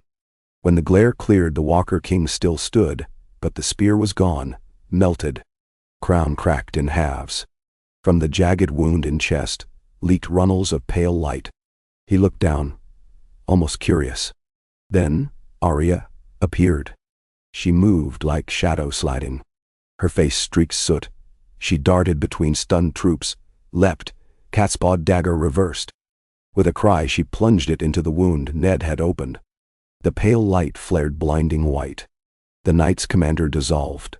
First helm, then shoulders, then all. Shards cascaded like shattered lantern glass. A wave rattled outward, sweeping through ranks of whites. Bones splintered, blue eyes winked out, corpses collapsing en masse. Silence collapsed on the field, broken by labored breaths. Crack of steam, distant hiss of snow melting on dragon scale. Jon pressed a hand to Arya's shoulder. She trembled, eyes wide, as if not yet believing breath still filled her lungs. It was Melisandre who spoke first, voice ringing in unnatural hush. The long night breaks? News of victory sped on raven wings. At Winterfell, Bran saw the flash of light through his ravens, and knew the hinge of the world had shifted. In King's Landing, as Lannister catapults launched their first stones, the machine shuddered. Ropes snapping, iron warping with no cause. The gunners shouted of tools freezing in their hands. Tywin's men felt a cold lament that had nothing to do with winter. Many turned away, trembling. In the Red Keep's throne room, Tommen dreamed of a wolf made of starlight, and in his dream, the wolf said, "We have bought your tomorrow." 3 nights after the Barrow battle, a pyre burned beneath the wall, illuminating the ice-like citrine. Among the dead, they placed Rickard Karstark, Jorah Bear, and 100 others fallen. Wildlings sang a dirge of old tongues. Jon spoke words over each. Daenerys sang low in Valyrian, voice wavering for all the flames. Ned closed his eyes and silently recited the litany of Winterfell's kings, each name a stepping stone to this dawn. When flames fell to coals, Ned sought a quiet path beside the wall, clutching a letter Robb had ravened hours before. Tywin repulsed, iron-born raiders scattered, Frey's stronghold under siege by his marshals. The realm's outer wounds began to knit, those scars would never fade. Footsteps crunched behind. He turned. Daenerys approached, cloak of black furs brushing snow. "Your son saved my life," she began. "Your daughter felled night's darkness. If thrones are to be spoken of." "Not tonight." Ned offered half a smile. "Tonight, we are only parents grateful for children's courage." She breathed frost and nodded. "Tomorrow then we speak of crowns." "Tomorrow." He looked at the sky, a tapestry of violet and emerald veils slowly dimming. "But let those crowns be lighter than the one we laid down tonight." Daenerys followed his gaze. Above the wall, the auroras faded, leaving a vast sprawl of silent stars. She whispered, lighter, yet strong enough to hold hope. Ned thought of Cat, of Bran's visions, of the scarred realm waiting south. Hope, he echoed. Yes. Wind stirred, gentle for once, carrying the scent of pine, not fire. Somewhere in the forest, a living wolf howled. Long and low, a song not of grief but of greeting, as if calling to pups newly born. Ned felt it tremble through marrow. He clasped the railing, and for the first time since Robert's death, allowed himself to breathe a full breath unhindered. Tomorrow would bring iron-tipped reckonings. Cersei's trial, Tyrella Lannister peace or ruin, Daenerys' claim, and the carving of kingdom for men who bled together. But tomorrow could wait. Tonight, the wall still stood. Tonight dragons slept, and men too might sleep without nightmares of blue eyes and darkness. Tonight, for a thin, silent span, the world hung in balance, holding its breath like a child before first light. And in that breath, Ned Stark believed, faintly but surely, that dawn was coming.